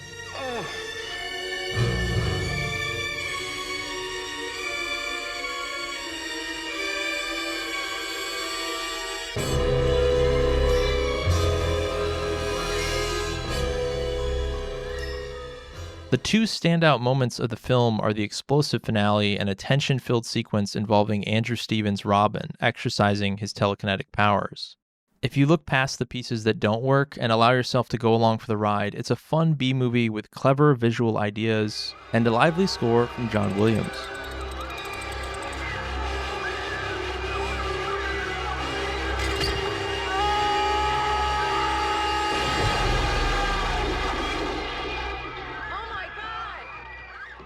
Oh 1986's Wise Guys is another studio gig, done more or less as a palate cleanser. You start thinking about what you're doing and why are you getting these kind of reactions. So it was like, I gotta do something completely different. It's the most uninspired film of his career, but it's a serviceable comedy starring Danny DeVito. He handles the material with an almost workman-like quality. For the uninitiated, the plot is nearly the same as 2004's Shark Tale. But only one film contains Martin Scorsese as an animated blowfish. That's it! That's it! I've had it! Bernie, I want you to find the deepest, darkest hole in the ocean, and when you do, dig deeper and put him in it! Advantage, Shark Tale. 1992's Raising Cain has Lithgow returning and the split personality back in the driver's seat. There's a couple well-executed suspense sequences. Yes, sir. What? You've got about 5 seconds before those guys are in your face. And what do you think you look like, killer? Go on, kiss her!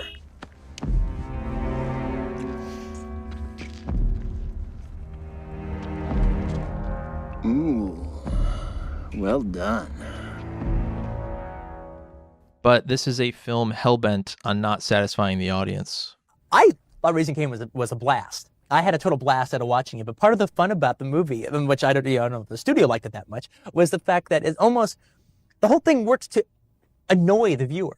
Because it's like, you've got a man who like, look, I created more or less in these last 20 years this type of film, and I do it better than anybody, but you know what? I'm bored with doing it now. All right, so the only way I can make it interesting for me is to completely dissect it and not pay you off. A master artist doing a little mental exercise. It's not exactly the pinnacle of his career. 1998's Snake Eyes sports an unleashed Nicolas Cage as a crooked detective in a Rashomon-style tale of political corruption. The thing with an all-out Cage performance is that he needs some sort of straight man, and everything about this film is just as wacky as he is. Now listen to me, Mr. Secretary. I am telling you, you are the one that's going to be sorry. Step back to your neutral corner. Get back. Neutral corner. Hello? What? Who are you? Where? My lucky number? What?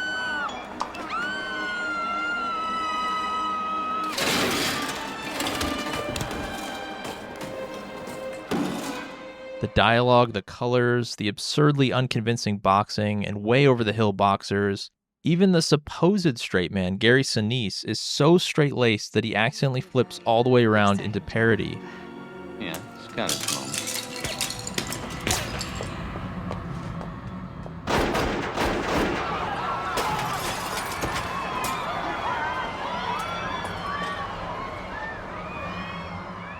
I was 3 feet away from a known terrorist, and I had my eyes buried in some broad's tits. The whole thing needed to be dialed back 20%. It's not all bad though. The 20-minute opening Steadicam shot is executed brilliantly. The above-the-ceiling shot of the hotel room is vintage De Palma. Because this movie is so filled with images from surreptitious cameras because you're in a casino, I figured let's show what happens if you can see what's actually going on in the hotel room, which is something they claim they do not do. When it is working, it's kinetic and fun. Then everything falls apart. To make matters worse, the studio interfered with the ending, opting to go with a boring, less biblical finish. My concept, and the concept that Dave and I had, is that when you're dealing with such corruption, you need God to come down and blow it all away.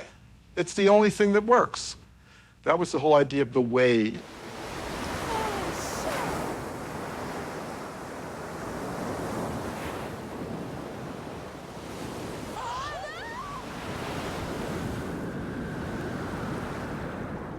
And of course, nobody thought it worked, so we came up with something else which I never particularly thought worked as well as the original idea.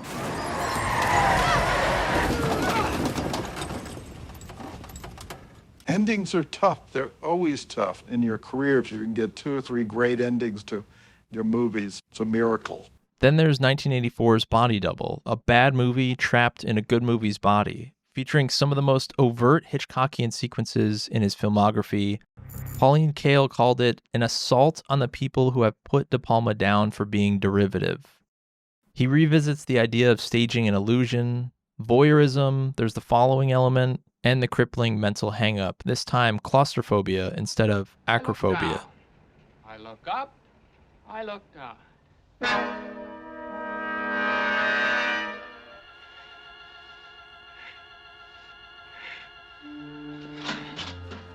No one outside of the man himself has ever done Hitchcock better than Brian. Yet here it fails to produce the same effect as in Dressed to Kill or Sisters.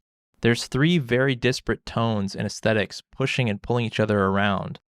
The aforementioned Hitchcockian component, the trappings of an 80s B-movie, and an entertainment industry send-up, both Hollywood and the adult film industry. The whole thing reeks of Inside Baseball, a behind-the-curtain spoof of L.A., and who better to play the lead of a failing actor than Craig Wasson, who might as well be Bill Maher's body double, with all of the blandness and none of the incendiary quality that keeps people watching. It was an acting clinic. It was. For me, I never went to formal acting school. No. He doesn't even give a bad performance. He's really trying. It's not his fault. But at a certain point, casting a bland guy to play a bland Hollywood flameout ends up tainting the whole thing. There are effective moments thinly spread out over the 2-hour runtime. Pino Donaggio sprinkles a bit of magic on the Rear Window rip. Gets better. What's she doing? Just keep watching. You'll see. Want to get a little closer? You bet. The dolly zooms lifted from Vertigo end up being more engaging here. De Palma has an unmatched ability to make the audience feel helpless. It's as evident here as in any film of his that he has extreme control over the techniques at his disposal. But unlike in Blowout, they're not used in a way that elevates smart material to a place that transcends far past the surface level display of skill. Instead, the mastery sits around like olive oil in a pool of dirty water. The corniness of the 80s as a decade shows up in the Frankie Goes to Hollywood music video within the film. This typifies the cult status the film now enjoys in its 40th anniversary. Goofy, fun, misunderstood in air quotes. On its own, in a movie about LA and struggling actors, it would make a lot of sense. The difficulty is in trying to make sense of the Hitchcock piece of it. A romantic leering that's already 20 years dated by the time Body Double makes its way to theaters. How does that fit in with the 1980s colors and sounds? Well, flatly, it just doesn't. It's not a coincidence that he ended up abandoning the thriller genre for the better part of the next 10 years, only returning to completely deconstruct it with Raising Cain. He pioneered and owned the erotic thriller for 12 years, saying all he could and doing all there was to be done, bringing the audience and pushing them beyond the sensibility of the era. It became abundantly clear that it was time for him to move on.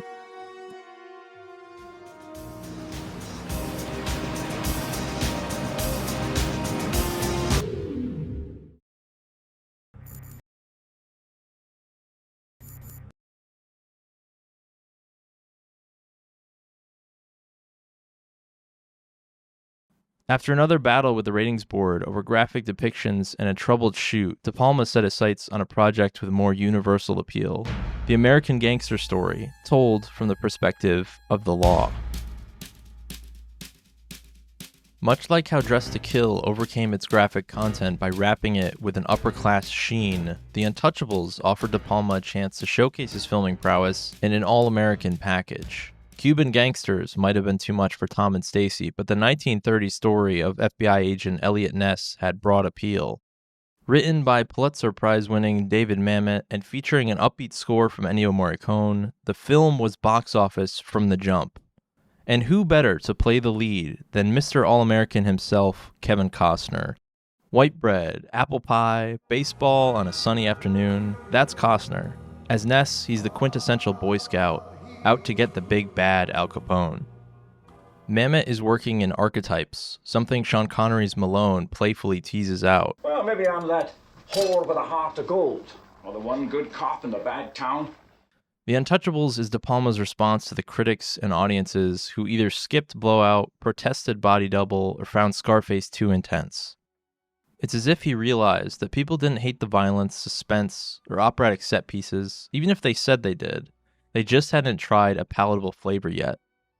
And The Untouchables is vanilla.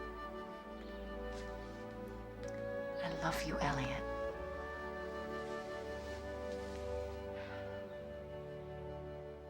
The tone borders on hokey at times. There is a grand sense of adventure in the way that the team is assembled and goes out on the job, and in the way it's pumped into the score.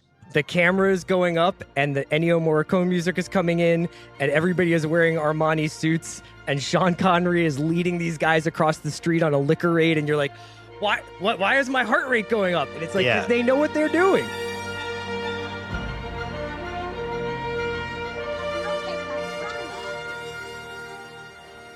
Here we are. It's a tough line to walk. Thankfully, Ennio saves the film from ever going over the edge. At this point, De Palma's worked with Bernard Herrmann, John Williams, Pino Donaggio, Paul Williams, Giorgio Moroder, and later, Danny Elfman. That roster would make the 27 Yankees blush. And he needs them more than most directors because he's relying so heavily on the strength of the images to tell the story, oftentimes in the place of dialogue. De Palma's always said that his rough cuts, as opposed to other directors, run shorter because the thing is he cuts out all the exposition scenes. Yeah. And he wants it just to work as visual storytelling and then adds them as he needs to. So he makes it very, very clear on the page, but then he's hoping his imagery will supplant a lot of that description and he can just little by little start peeling it back until it's just what's needed. The wide-eyed Ness that Costner channels is forced to step into a corrupt world he doesn't understand and is the antithesis of. He quickly realizes he's out of his depth and in need of help.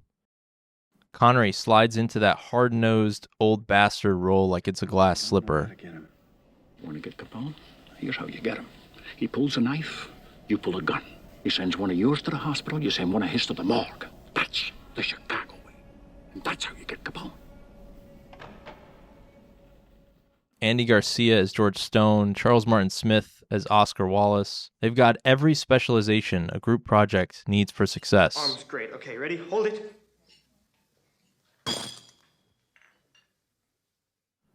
De Palma is always chasing great cinematic ideas, premises that produce tremendous drama through images. And there aren't that many of them. That's why he so often draws from Vertigo and Rear Window. Here he had to improvise because the production went over budget. The original idea was this big train scene. The train itself, just to build to look like the 1930s, was going to cost $200,000. Mamet's directing House of Games, can't do the rewrite. And De Palma said, paraphrase or apocryphal or whatever, he said, get me a baby carriage, a clock, and some steps. So he plucks Battleship Potemkin's Odessa step sequence and turns it into a shootout. And he actually did. He had it. But this could have gone terribly. And Mamet's like, wait, what? Were the train scenes out? That was one of my best scenes. You want to pare back the sound effects and just use them to underline certain things. Because you got 97 tracks now, you put all this sort of stuff on that gets in the way of the music.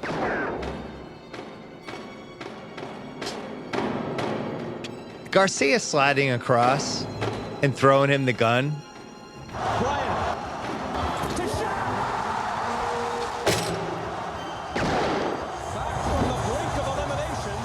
Who doesn't love a great pass for the finish? Stay there, he's all right. I said hold it! What the? See, I'm walking out with the bookkeeper, and the bookkeeper and me are driving away. See? Or else he dies. He dies, and you ain't got nothing. You got 5 seconds to make up your mind.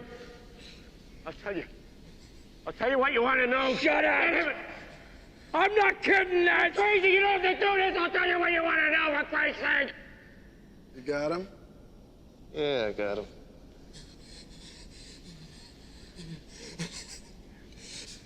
One! Will you stop it?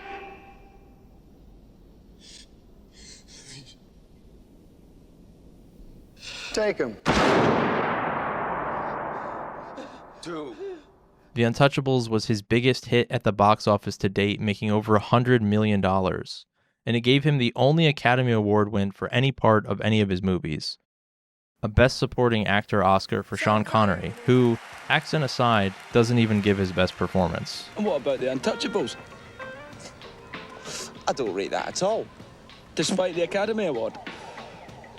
That means all. It's a sympathy vote. Just like it's not what you say, but how you say it, for critics, audiences, and voters, The Untouchables was easier to take. That and its pure emphasis on entertainment explains why it's so rewatchable. Like Scarface and Carrie, the film would become another cultural reference point. You know, The Untouchables was another one of those magical movies. And very few happen in your career. Is it fair that Blowout didn't receive the same acclaim? No, but life isn't fair.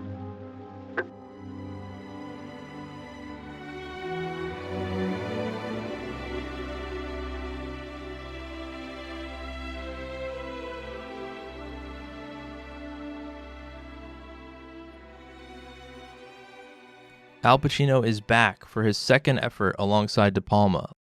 This is a more mature, older Al and character. Carlito, being just released from prison, gives a resounding speech to the court, which might as well be an outtake from Scent of a Woman. That's right, sir. 5 years, and look at me. Completely rehabilitated, reinvigorated, reassimilated. Scarface was about a man relentlessly building to his own demise. Carlito's Way is about a man desperately trying to escape it. At first, the courtroom act seems insincere, but as time passes, it's clear that Carlito really doesn't want to go back to the criminal life he once led. Despite his best efforts, he's continually dragged back in. The proximity to the life he used to live means there's old friends that can guilt him into doing favors. I gotta go down the block for this pickup, man. Can you come with me? Come on. Don't get me involved with that stuff. Oh, come on. I know these guys. They're friends. The former gangster has the sixth sense to see when trouble is going to break out. a great tool for a director to devise a suspense sequence around. Even? You look even to me. Come on, Kike, bro. What news?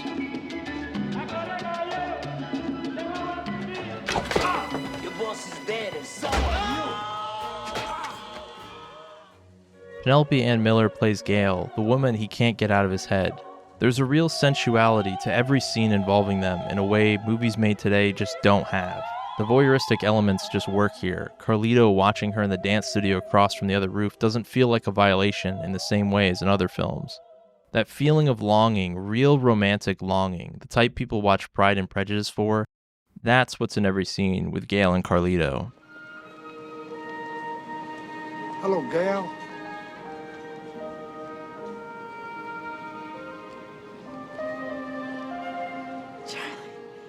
Their relationship is destined not to work, and it doesn't matter. They can't help themselves from trying. Both have a complexity and depth that wasn't possible in the heightened environment of Scarface. These are mature people who are aware of their own mortality and the clock ticking down. Yeah, I had a dream, Charlie. But now I'm awake. Ironically, it's Sean Penn's David Kleinfeld, lawyer to Carlito, that is spiraling out of control. Every performance is phenomenal, from Luis Guzman to John Leguizamo's Benny Blanco from the Bronx. Blanco is a tough kid trying to hustle to the top, a spitting image of Carlito from 20 years ago. But he was fabulous. I mean, them together are really an electric duo. Right? Something like that, yeah. I'm starting out small, man, and I'm just building my organization, I'm refining it, and I'm maximizing my potentiality. And I got my finger on some shit, man, that's about to explode, And if you can just give me 2 minutes to share with you. Maybe next time, kid. I'd like to get 2 minutes of your time, man. I'll talk to you again. Talk to you again. Oh, just 2 minutes, Mr. Brigante. That's all. Yeah, baby. Kids. Even though this is a more straightforward drama, the moments of flash are still there. Mr. Kleinfeld. There's a delivery for you, Mr. Kleinfeld. From who? From my father and my brother. Adios, counselor.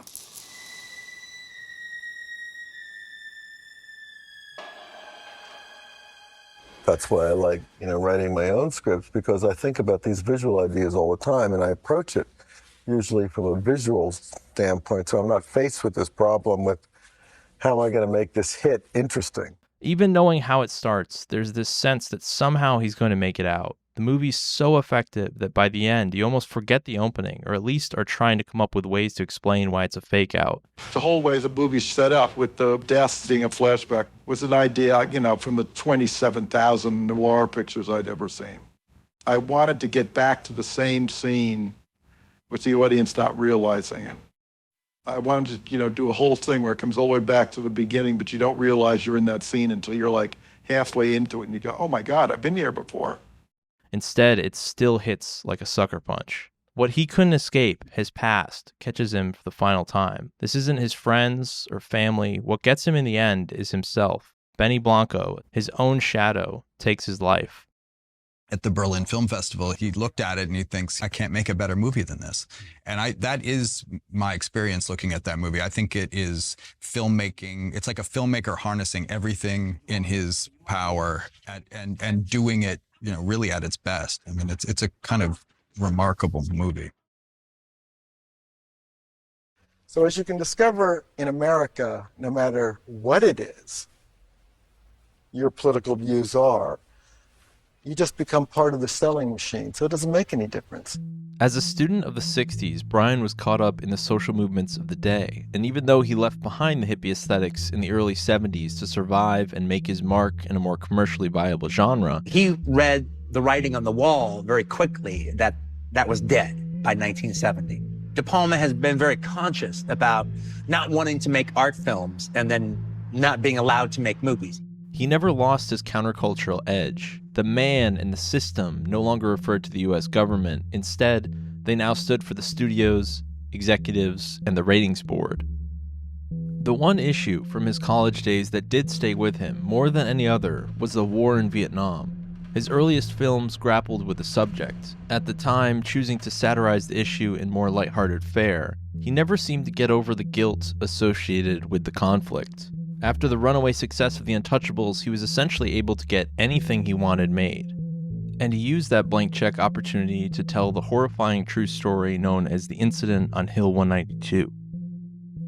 Opting to frame the entirety of the U.S. involvement in Vietnam as a bad dream, Casualties of War starts with Michael J. Fox falling asleep after seeing a young Vietnamese woman on public transport. That's when the nightmares begin. The superb sound design is immediately noticeable, with media explosions firing off all around. What was that? Fix that sound. Fresh-faced soldiers that can barely be called men are facing a threat they can't pin down. It's in the trees, underground, through the air. The danger is omnipresent. It's from this chaos that these boys can lose their humanity so thoroughly. Sean Penn's Sergeant Meserve, a soldier of action, saves Michael J. Fox's Erickson's life. At first, he registers as heroic, until the next moment when he guns down the opposition with an alarming enthusiasm. In war, both acts are considered courageous. Some mad f***ing minute, huh, Cherry? Even though one is a rescue and the other a damnation. Armed combat naturally produces great acts of heroism, circumstances that are inherently cinematic, which is why Truffaut famously said, "There is no such thing as an anti-war film." De Palma dodges the trap by having Meserve immediately counter his own heroics with the senselessness of the violence required by the environment. To be at war is to dehumanize so thoroughly that you can take another's life without hesitation, an idea central to the film. They're slugs, man. They're roaches, and total f***ing destruction is the only way to deal with them, man. Michael J. Fox serves as a stand-in for the conscientious objector, the bystander to events he desperately wishes he could stop. Point-of-view shots and reaction shots are used throughout to show his inability to do anything. This is a recurring theme in his work. You see the character's helplessness to stop this madness going on.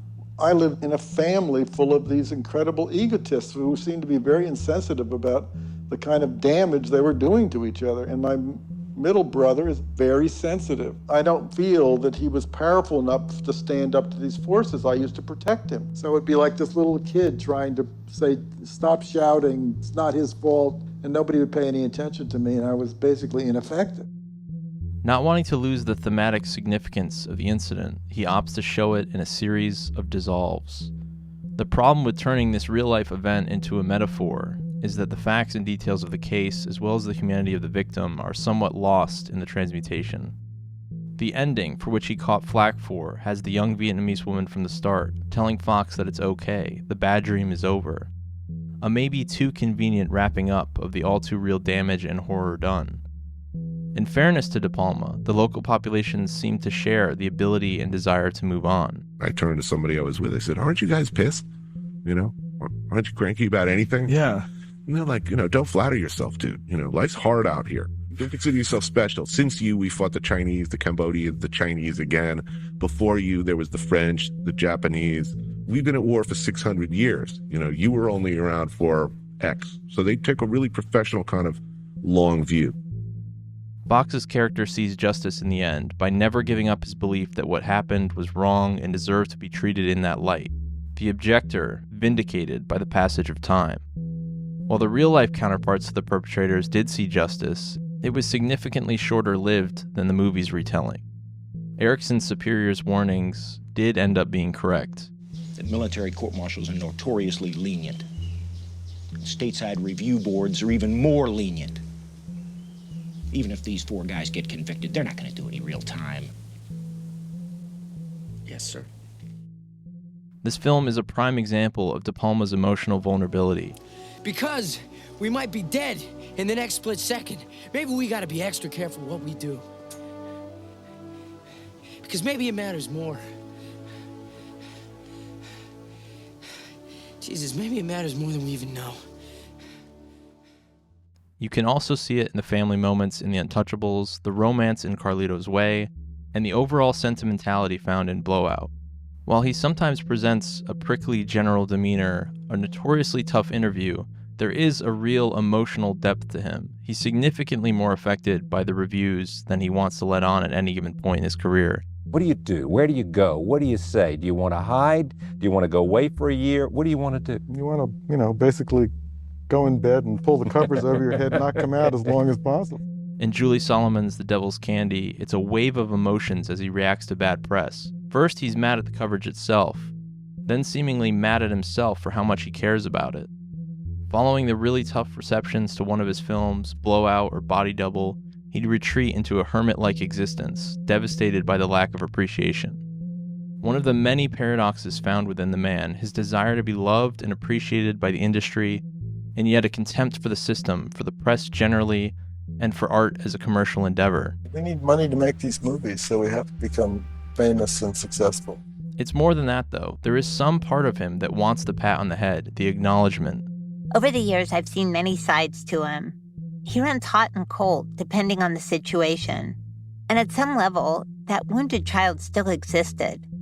Not that he invited anyone to see it. When Pauline Kael panned Body Double, he was deeply hurt, knowing that she got him more than most.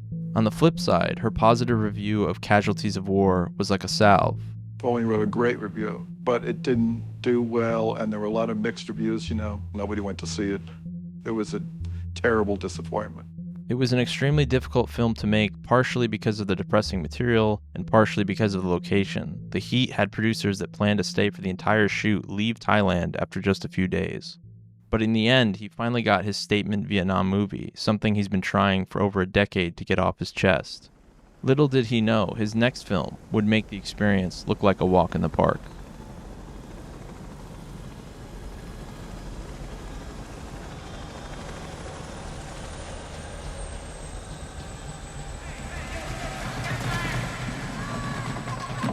Look at these bugs. Get out of here. Come on, get out. Come on. Why'd you hit that kid Sherman? Why'd you hit that Bullshit kid? brains. Put the cuffs on. Would you run? Answer the question, Sherman. I'm going to jail, aren't I? So let me get out first. Now listen to me.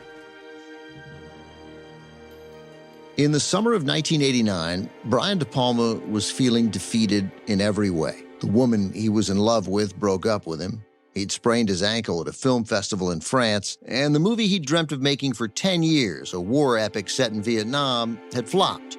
He was really, really in the pits. I felt so bad for him.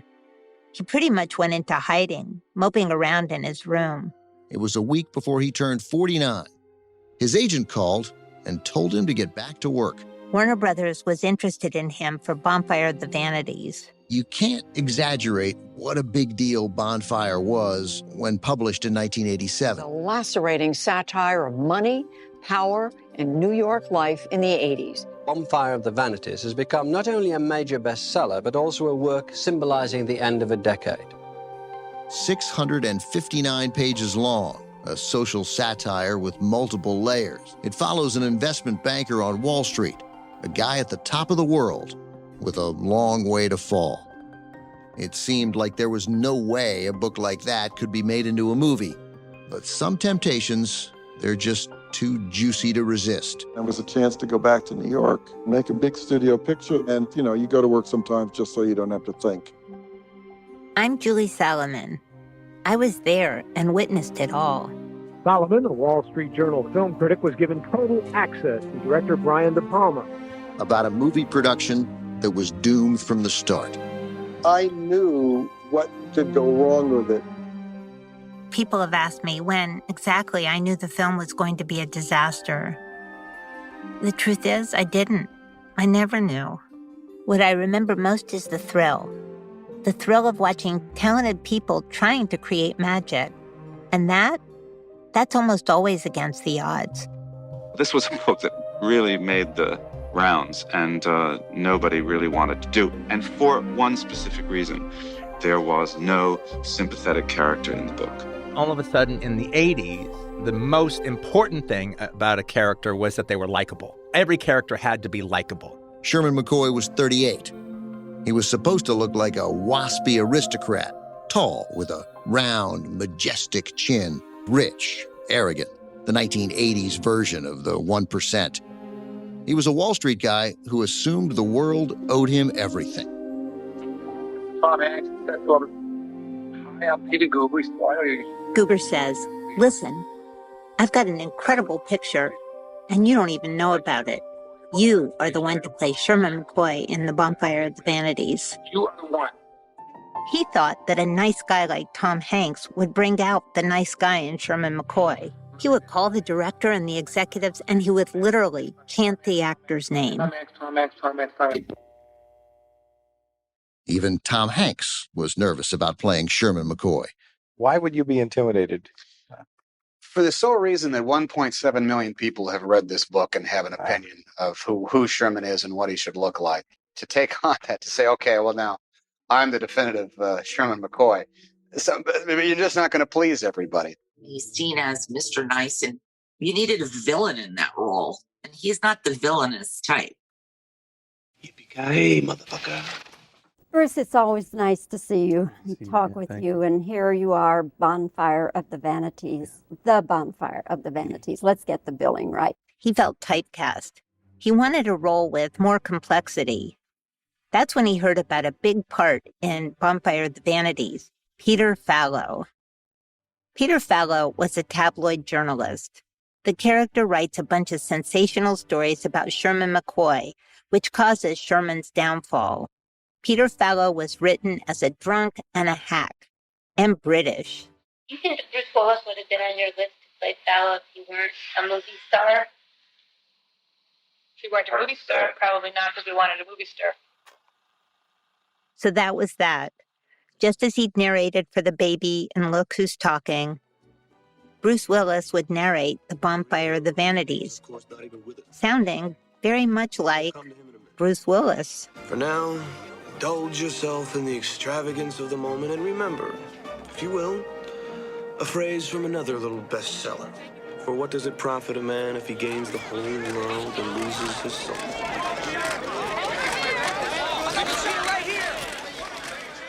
What you just saw is a 5-minute, uninterrupted, extravagant long take, significantly more complicated and 2 minutes longer than the oneer his old friend, Martin Scorsese, pulled off that same year.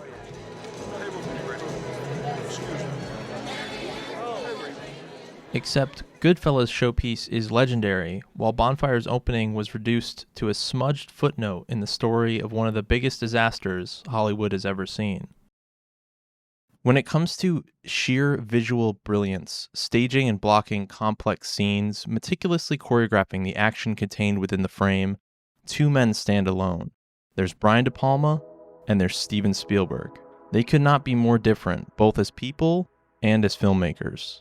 Brian never really felt that comfortable in Hollywood, not the way Spielberg and the rest of that group did. Brian doesn't play well with others. He's not a bad man. He's a good man. But he's got these kind of quirks that makes it difficult for people to relate to him the way they relate to Spielberg, who kind of have a very polished persona. Spielberg loves to use long takes in a way that subverts expectations. The only thing that really defines a Spielberg oneer is that it's supposed to be invisible. While many of Brian's, like the one at the start of Bonfire, call attention to themselves. There is overlap though. Occasionally, Steven likes to flex the same way Brian does. The invention of the Steadicam opened up a world of possibility, allowing for both to capture the energy of a given scene, getting multiple shots and perspectives without ever having to cut, an efficient use of the camera. And for filmmakers of the caliber that Brian De Palma and Steven Spielberg are, anything that can help them avoid repeating, standard, mindless, cliche camera setups is a welcome tool. And the long take is a part of that. A dirty word to me is coverage. You know, two-shot, over the shoulder.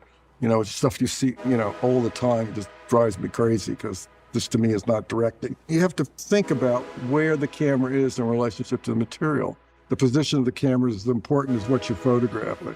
The challenge is to create blocking that makes it interesting, that doesn't call attention. Exactly. You place them in a way for the audience to look at them. So the technique does not get in the way.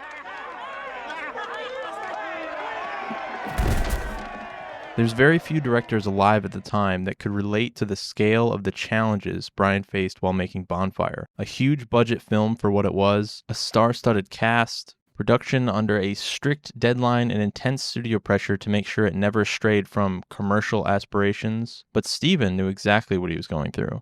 Now suddenly Bryan is making a Warner Brothers picture that's different than a film that Bryan writes, produces, and directs. That comes from his soul, that comes from who he is.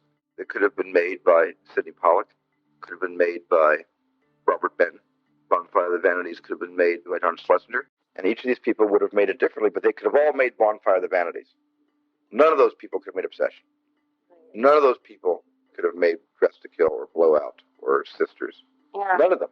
That is strictly Bryan's style. But Bryan is stepping into shoes that can be worn by other filmmakers. And when he does that, he's caught up in the machinery of the studio system.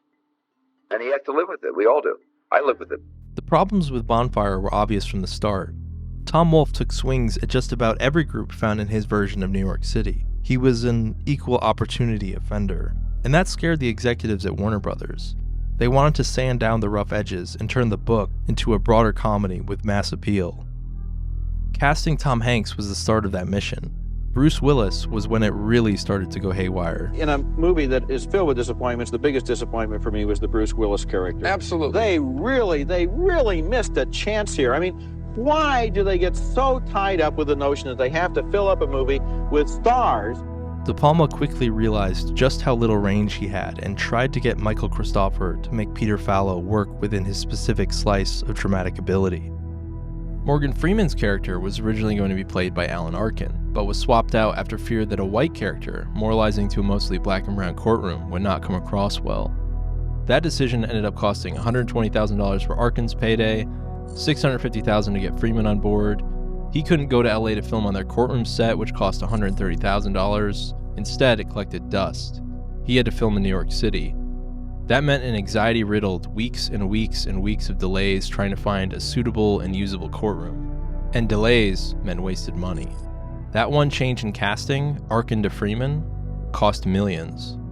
The film's budget ballooned from an already sizable $29 million to an outrageous $48 million price tag. Adjusted for inflation, that's over $110 million in today's money. In the end, the lasting social commentary about excess and waste and ego didn't come from the film itself, rather the making of it. Melanie Griffith and Willis proved difficult to work with. Griffith needed frequent hand-holding, while Willis tried to supplant the chain of command. For his part, Morgan Freeman didn't commit to learning his lines, a problem De Palma had faced before, with Orson Welles and Robert De Niro. Couple that with an increasingly nervous and watchful Warner Brothers, and all the normal challenges of making a movie became that much harder. Before pre-production had even begun, Peter Guber, the producer on the film, he left Warner Brothers to run Sony Pictures. Producers are supposed to mediate between the director and the studio. Now, Bryan was the movie's de facto producer as well as the director. Problem of working in the Hollywood system is people are paid a lot of money to get you to do what they want you to do. That's why they have those jobs. And you can lose your way and go along with their concepts. I mean, I'd never seen stacks of notes from the studio. That was like, wow. The end result is a film that is just okay as a movie, largely forgettable, with a few De Palmian flourishes buried between the toothless satire. Freeman's final monologue encapsulates the heavy-handedness with which the studio went about punching up the material. Decency is what your grandmother taught you.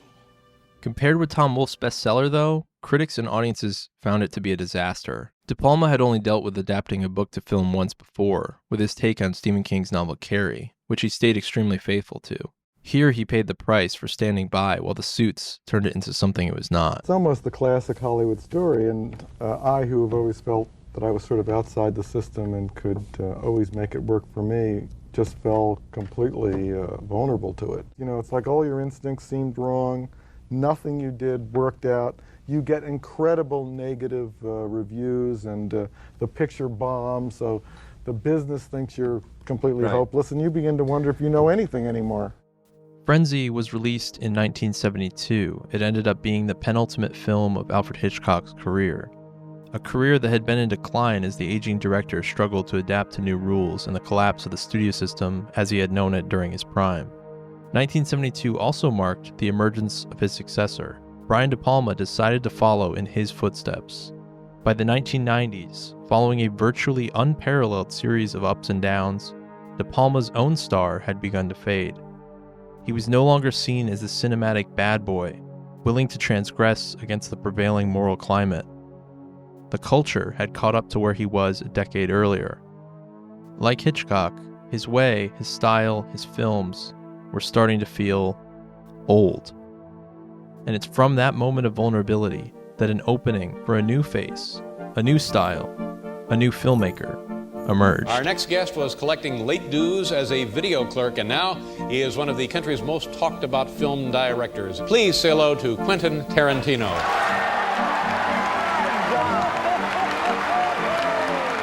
Everywhere you go, people are talking about the upcoming film Pulp Fiction. The Palme d'Or. The Oscar goes to Quentin Tarantino, Roger Avary for Pulp Fiction. It is no surprise that Tarantino turned to Leonard's book, Rum Punch. His new movie is called Jackie Brown, and here's a clip.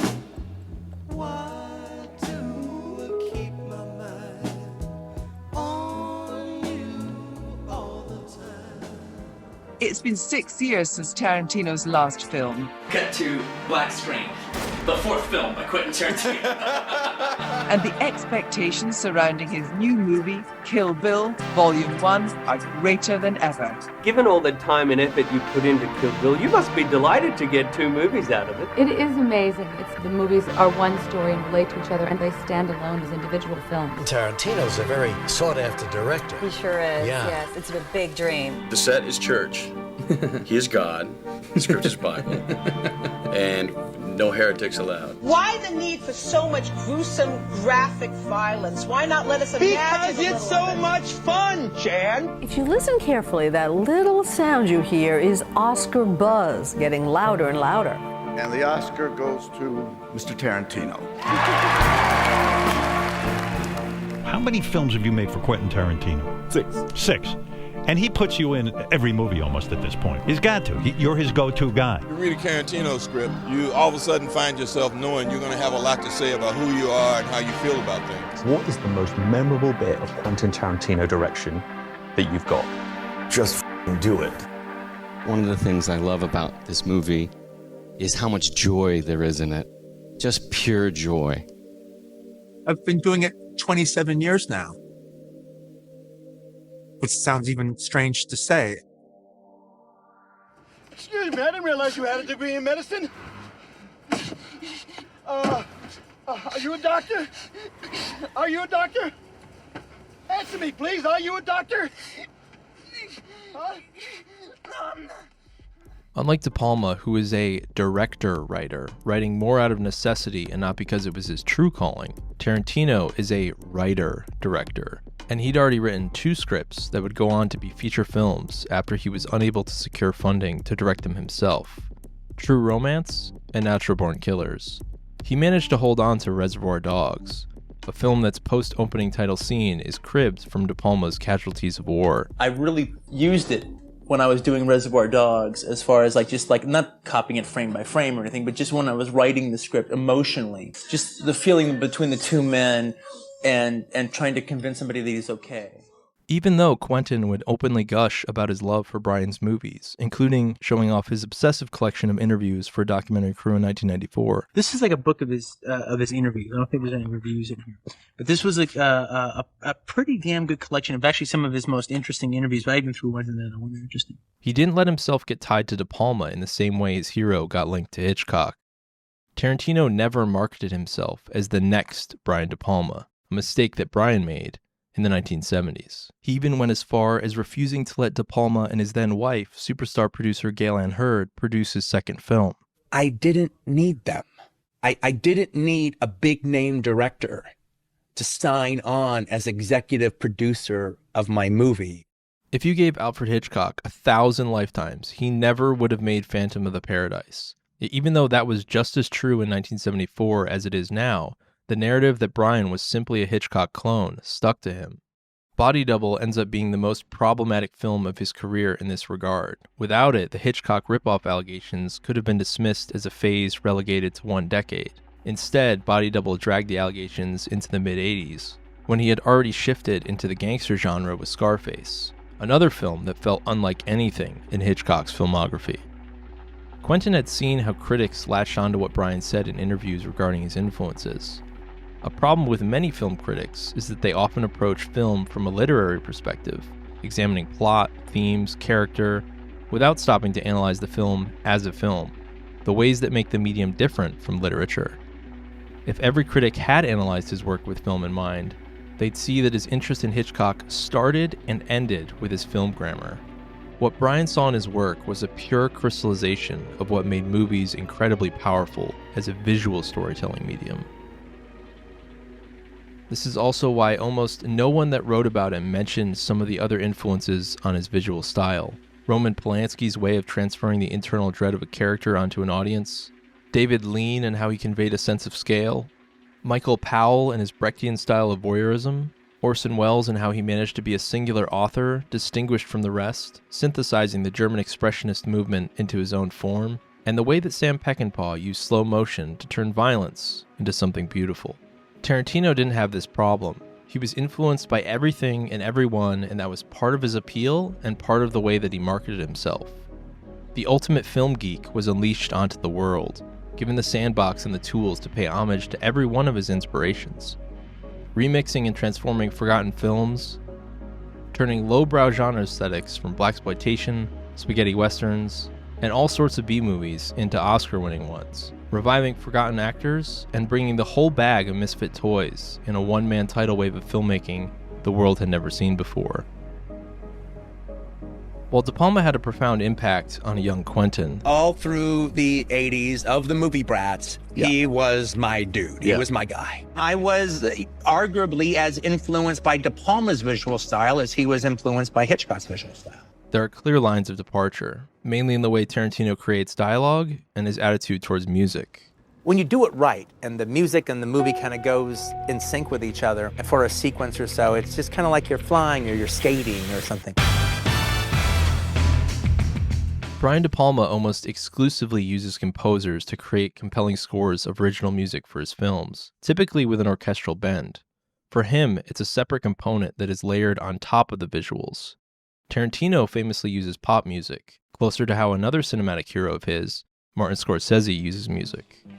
Needle-dropping hits of the past, typically the 1970s, the era of his youth. Oftentimes the music is woven into the scene in a naturally occurring way. I know you like the Delphonics. With a sound coming through a speaker or a car radio, in other words, diegetic. And sometimes there's even an interplay between the songs and the characters that creates another layer of liveliness to the scene. There's a sadistic, ironic grin accompanying the use of Stuck in the Middle with You in Reservoir Dogs that's right out of Kubrick's Clockwork Orange. De Palma often made references to films of the past with the circumstances of the scenario or within the filmmaking techniques themselves. Tarantino would do that, and also have characters reference various media. That just comes from being Gen X, man. We had television. We had the Saturday morning cartoons that we dug. We had all these kind of things, and they meant something to us. When we got older, that was what was worth talking about. And then to actually have characters in a movie talk about that, that was making them sound realistic. Just as his own friends sitting around a table would in real life. Like a Virgin's not about some sensitive girl who meets a nice fella. That's what True Blue's about. No, granted, no argument about that.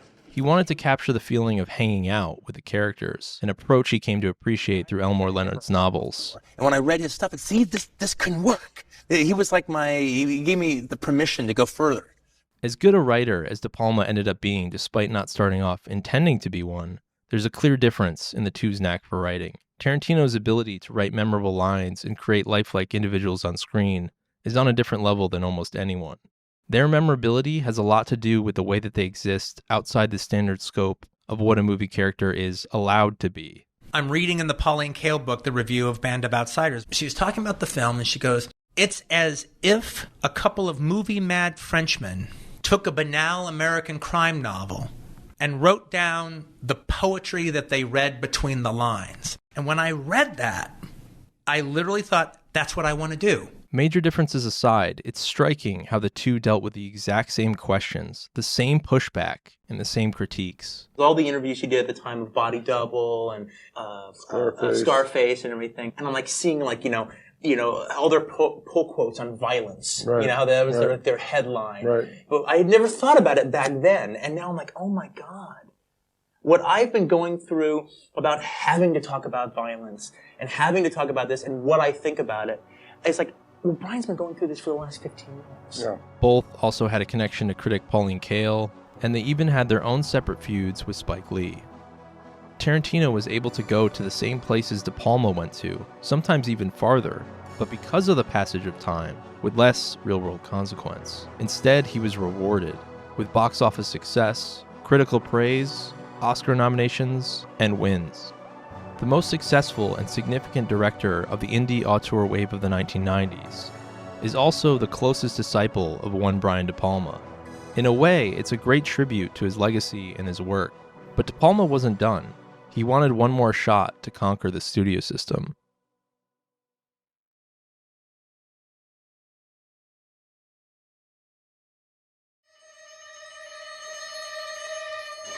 Mission Impossible was a TV series for 2 separate runs, for 7 seasons in the 60s and later in the 80s for a 2-season revival. This was an existing media entity, a franchise with caked-in expectations, theme music, and fans. 1996 was also over 20 years after its real heyday. As much as there was an understanding of what Mission was, it couldn't feel the same as the 80s run, and definitely not the same as the series that debuted in 1966. In one of the most impressive achievements of his career, Brian De Palma manages to combine every element that makes the namesake work, while bringing every part of his own style, quirks, and filmmaking prowess to the film, without losing the box office blockbuster element that a big-budget Tom Cruise film necessitates. It's an extremely rare feat. In the history of Hollywood, very few film adaptations of existing media have ever managed to balance auteur and personal vision with commercial success. Even fewer projects feature aesthetics that turbocharge the original property, making you question how they ever could have attempted the same idea before. An iteration that feels so right, to do it differently would be to do it wrong. The opening horror thriller act of Mission Impossible fits right in with what De Palma was doing on Dressed to Kill and the murder sequences in Blowout. And it doesn't feel out of place alongside Ethan Hunt either. And because Mission Impossible is basically about a team of specialists, now we got to turn this into a Tom Cruise movie. So I said, well, the first thing we have to do is kill off the whole team.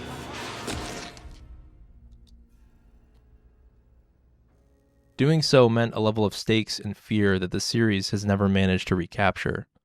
When it came time for the series to pay homage to the first film in Dead Reckoning, they didn't reference the fish tank explosion or the helicopter flying in the tunnel or even the temperature-sensitive heist, although that one scene serves as the basis for most of the big set pieces in the series. When it came time to reference MI1, Christopher McQuarrie chose to pay homage to a simple conversation between 2 spies, each trying to see what the other knows, shot in a way that only De Palma would. The new version doesn't get the rhythm right, though. The reason the original works is simple. Each new layer of information revealed is reflected with the camera.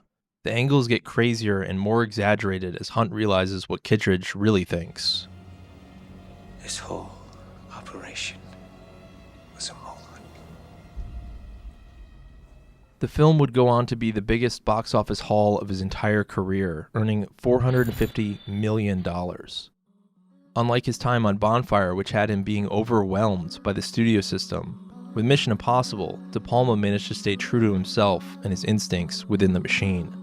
And of course, once you do it in Hollywood to the tune of hundreds of millions, executives don't stop banging on your door to do it again and again. But he's not that guy and never will be. Part of what makes him fascinating, his ability to reinvent himself even within a genre, finding ways to do it differently if for no other reason than to challenge himself. Better yet, going completely outside his own cliches and genres, taking massive swings, even at the risk of doing tremendous damage to himself in the act of failing. 1996 marked the peak of his career in Hollywood, doing the big-budget blockbuster on his terms and executing it at a level only a handful of directors ever have. As he said himself, though, Endings are are tough. and he didn't get the late act career resurgence he deserved. You see that your creative periods are in, most directors are in when they're 30s, their 40s, and their 50s. You know, and I always thought Hitchcock was a great example because, you know, after Vertigo and Psycho, the critical establishment finally caught up with him and started to write about what a genius he was. Except those movies aren't as good as the ones he made in his 30s, his 40s, and his 50s. For the better part of 3 decades, De Palma inflicted terror upon audiences, manipulated their emotions, subverted their expectations, dazzled, thrilled, and shocked just about everyone that went to see his movies, whether they liked them or not. There aren't neutral spectators to his filmography. People either love or hate him, and that alone is commendable. You either accept him on his terms and then you can appreciate him, or you're baffled by him or angry at him. I mean, I'm always incredibly, still surprised at how angry people get at him because of his movies, not because of his persona. What he left us with, more than anything, are the flashes of visual brilliance. Set pieces that worked on levels very few directors have ever even tried reaching for. Images that defy being forgotten. And a knack for storytelling through pure filmmaking alone. And if that was all he did, he'd be considered a great director. Thankfully, he did so much more.